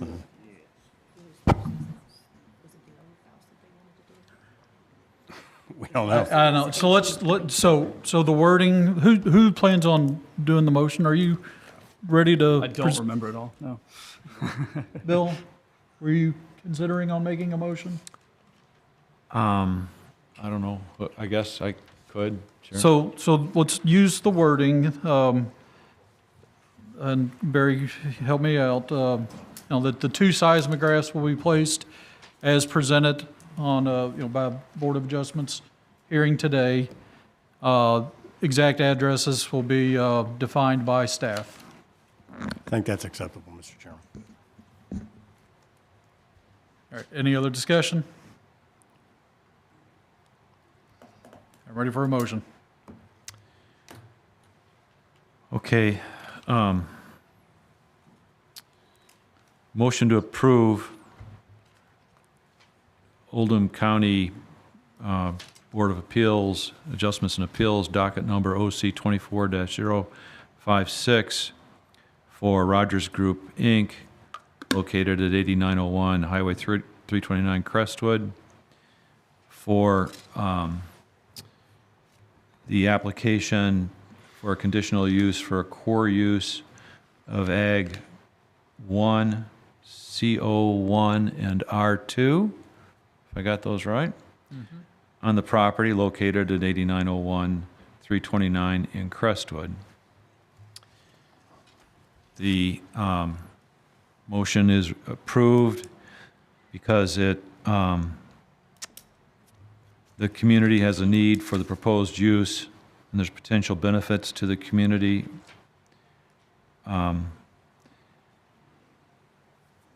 There are adequate public facilities available, such as transportation, sanitation, water, emergency services, et cetera, in the neighborhood.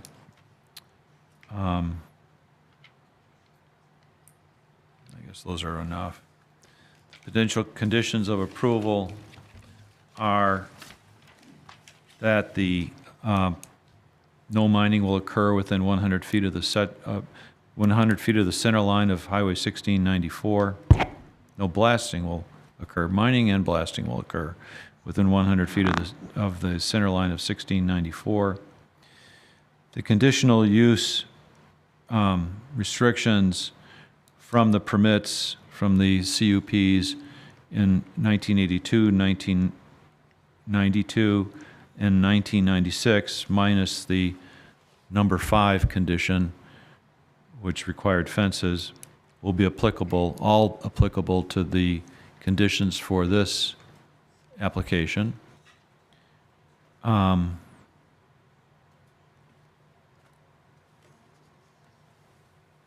Seismographs will be installed in the adjoining, on the adjoining properties owned by Mr. Lampton and by Crab Orchard. Make that two properties. two seismographs. 2 seismographs will be installed in the adjoining properties owned by Mr. Lampton and by Crab Orchard.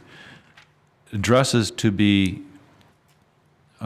identified by staff for the nearest building to 1694 on those properties.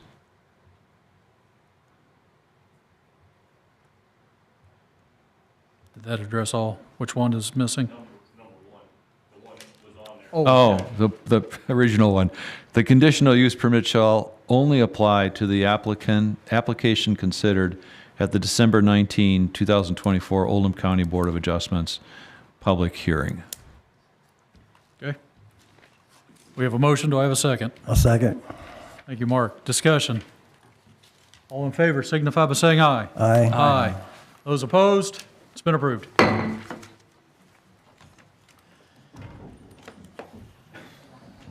Can I get a motion for a short break? Thanks, man. Sure.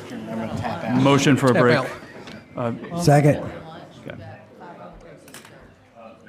Yeah, guys, do we want to do a 30-minute lunch, board?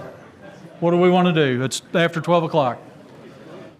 I'm okay either way. Yeah, I don't know where to go for lunch, so pick a way. You can do it 30 Let's minutes. break for, how long do we want to break for?